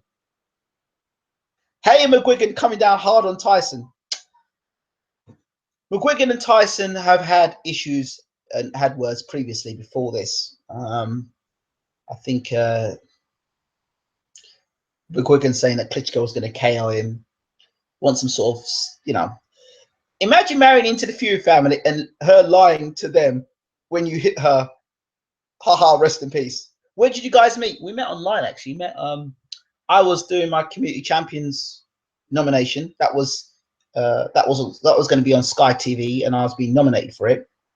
And I met her. I saw her online. I saw a stunning photograph of this lady, and started talking to her. And well, the rest is history, really.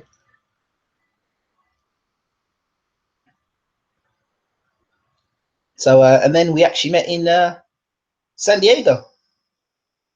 She famous. Why was she on Ebony? Because she was a model. Well, not a model, but she was a good-looking girl.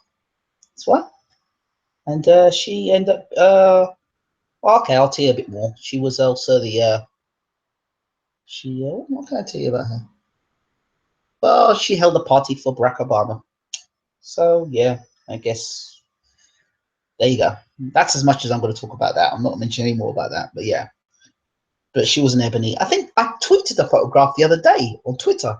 There's a photograph of her on there, Greg. So yeah, you can tell Bellew would love to. Did she have? No, wait, she didn't. No, she didn't do any glamour model stuff. No, no, no. Oh no, no, no, no, no. Crawford a postal. Crawford's got lots of talent. Don't know about his chin at this new weight division. So question. No, she never did any glamour modeling. No, I can assure you she didn't. My wife is a very serious woman, very serious, and she's 10 years older than me as well. So there's another thing. You can tell Belly would love to be out more spoken. Do you still want to visit the Caribbean? I'd like to, if I had the chance, I'd like to do some more focus on Caribbean fighters. I'd love to do that. I'd like to do more focus on Caribbean fighters. There's nothing wrong with glamour, pal.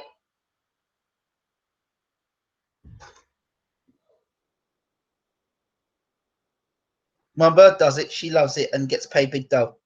Maybe so, and I'm happy for you. But no, my wife never did glamour model. It was a beauty pageant. Cam Brazil beat Martin. Who knows? Can't wait to see Bellew super glued to the canvas at Goodison Park. All mouth, no action. Do you remember when Tyson called Bellew? Well, that's nothing. You want to listen to what Tyson called Pricey in my interview with him. That was some comedy gold. I don't get the guys that want to marry porn stars or strippers. Any advice improving in sparring? Yeah, there's lots. It's not stripper. It's just glamour photos. Okay, cool. Advice on sparring. Well, I think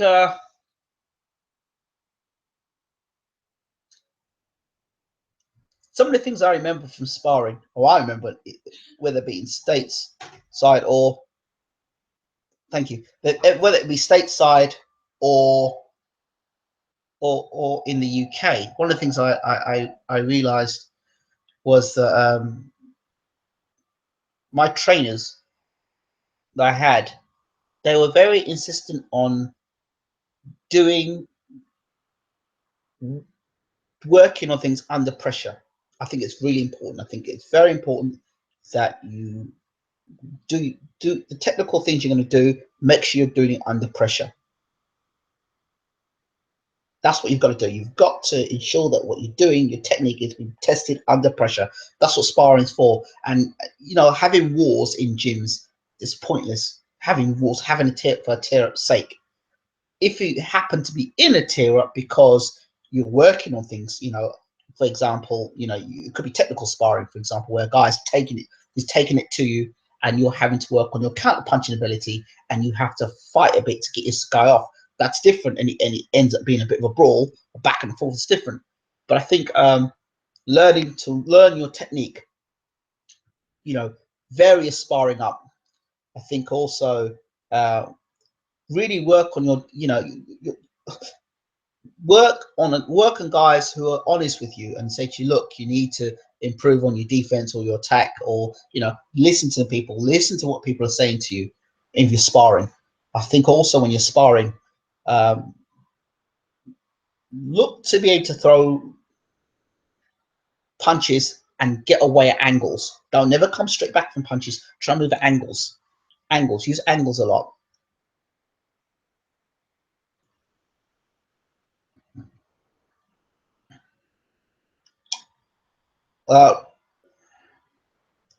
Ron Rush, what's her name? Picks or you're lying, says Feed Khabib. Let's see. What do you think of shadow boxing with 1K weights? I think shadow boxing with weights are good. If you do it in repetition, you do it very fast. But I think footwork is key. I think if you can do all the shadow boxing you want. If your footwork is crap, then it's like building a house with sand as your foundation. You need to really work on your footwork, which means I remember you spend, when I was in the gym, working to move from left to right, back and forth, left to right, back and forth. We spend 45 minutes to an hour just doing that. Remember on the Miami beaches, we'd do that in the mornings. We'd get up early in the morning, and we just do working on the sand, back and forth, side to side, back and forth. Half an hour, 45 minutes, just doing back and forth, side to side, back and forth every day. Then you're going for your run afterwards off the sand, and you're running on the flats. afterwards after you've been on the sand. It's amazing. Then you do your pad work in the sand. I think it's amazing. If you've ever done pad work, is it good to get on your toes? Absolutely, to get on your toes.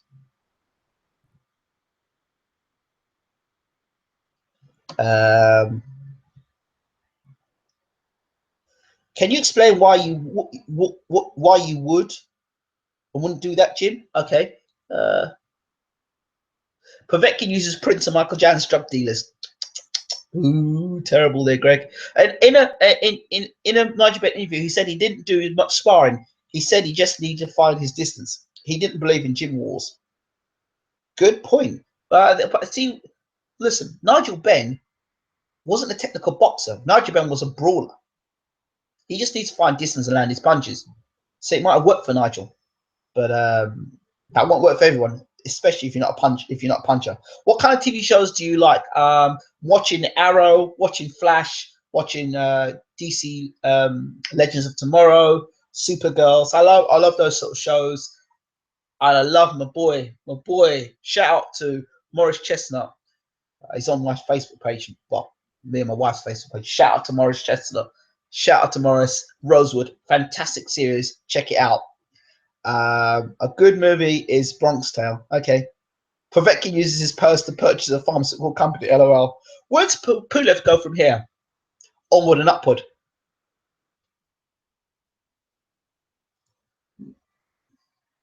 Brooke beats Khan, in my opinion, too. Well, I've got the TV series, Daredevil TV series. I think it's amazing. I'm looking on episode 9 or 10. And on that note, I'll also say Captain America, Civil War is amazing. But I will just add to this point as well. I will talk about Batman versus Superman. There's a lot of that movie we haven't seen yet. And I think they're saving it. Yeah, but I don't want to talk too much about it because this is boxing and people are going to start getting upset with me.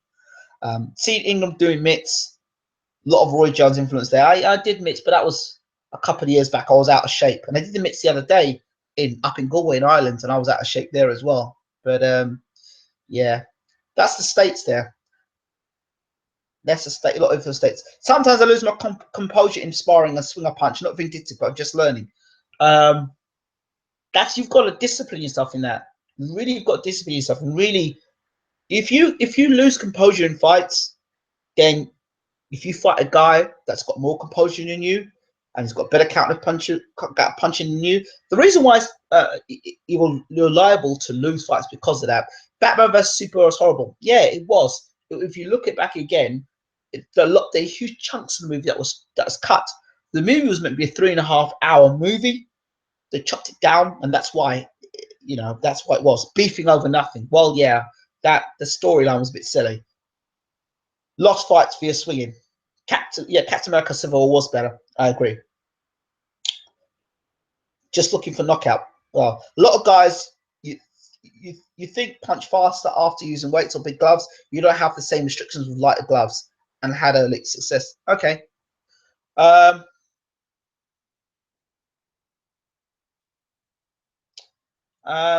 Footwork is key. You've got to work in your footwork. Footwork and your head movement. Very good move your head as well. And one of the things I like to work a lot of is letting guys come at me. And all I have to do is defense, roll, block and roll and slip. Another thing I like to work on as well is when you punches, learn how to roll from punches. So if a guy throws a punch, try and roll. So when the guy's throwing a right, slip, roll. Practice rolling your shots. Practice rolling and countering, rolling and countering.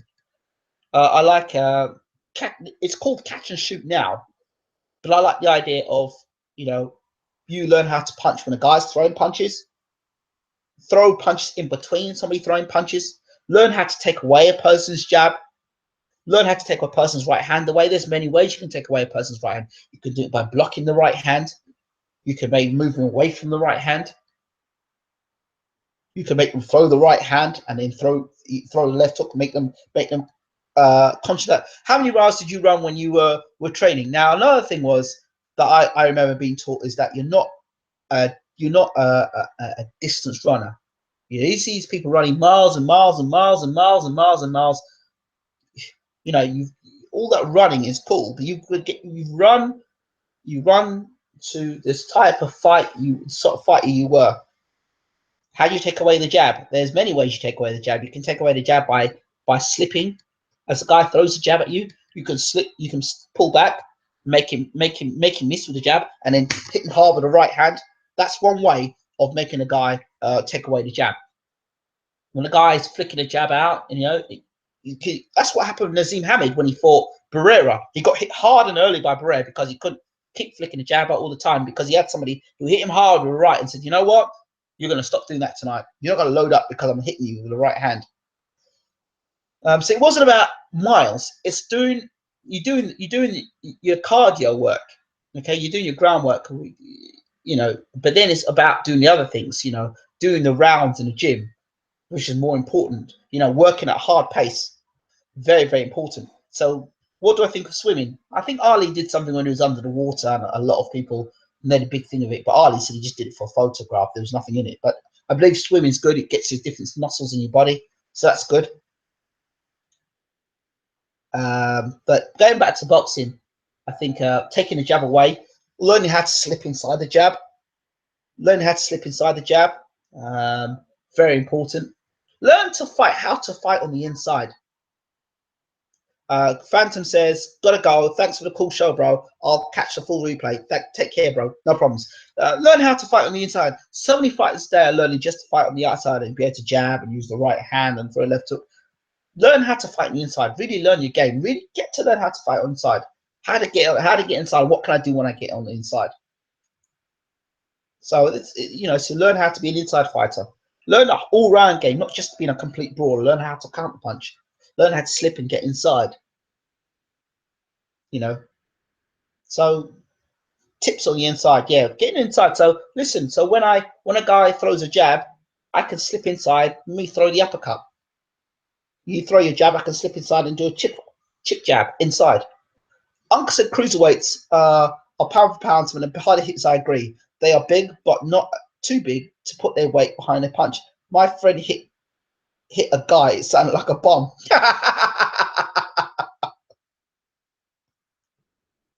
Must have gone off, eh? So yeah, I think so fighting on the inside, the art of fighting on the inside is so much almost forgotten now. So the inside of fighting inside is certainly something that needs to be worked on. Head movement, the use of the jab, putting punches together in combinations, slipping to the sides. Showmanship's another thing. Don't see as much showmanship anymore in boxing. Like showmanship, guy makes you miss, makes you pay, and then you shimmy, make a guy, make him, that's what made Hamid look so good. He'd make you miss and make you pay, and then he'd shimmy. So I like that sort of stuff. Right, I'm coming to the end of my show now. Thurman versus Porter. I think the game plan if you look at Keith Thurman, for a number of his fights, I think since the shoulder injury he's had, he's not been the same fighter. I don't know if anyone's peaked that, but for me, Thurman versus Porter, I think Porter's going to get Thurman to the ropes. And Porter's got to become a better inside fighter. He's got to back Keith against the ropes. Keith's one of these guys who can't fight on the inside. He cannot fight with his back against the ropes. And that's where Porter's got to win the fight. Do you remember when Canelo missed against Floyd and punched the ropes? There you go. I do remember. Right. I'm coming to the end of the show, people. I'm coming to the end of the show. I've gone on way too much longer than I was planning to be on. Again, don't forget to rate, subscribe, leave your comments, share the videos. Please share the videos, share the posts. Really appreciate it. And I really appreciate talking about things, just not more than just boxing. It's good. I really appreciate it. And I do enjoy talking about boxing, and I do enjoy talking about other things as well. But really appreciate it. Thank you, guys. I appreciate you for the questions. And yeah. When's the next one? I think I'm going to be going on a little hiatus for a couple of weeks. I think, not sure yet. But I'll keep you posted. But when's your next interview? Whoa, well, I might try and get a couple done before my little break, and then I might be able to do something special for you guys. Tyson's Christian retardedness is the only flaw in his personality, in my opinion. Otherwise, it's top geezer. Yeah. Well, and just remember, Bayloric TV still has the highest one-on-one interview, Tyson Fury. 339,000 views at the moment, the last time I checked. I'm out of here. Have a great time. And thank you once again for tuning in. I really appreciate you all. Take care now.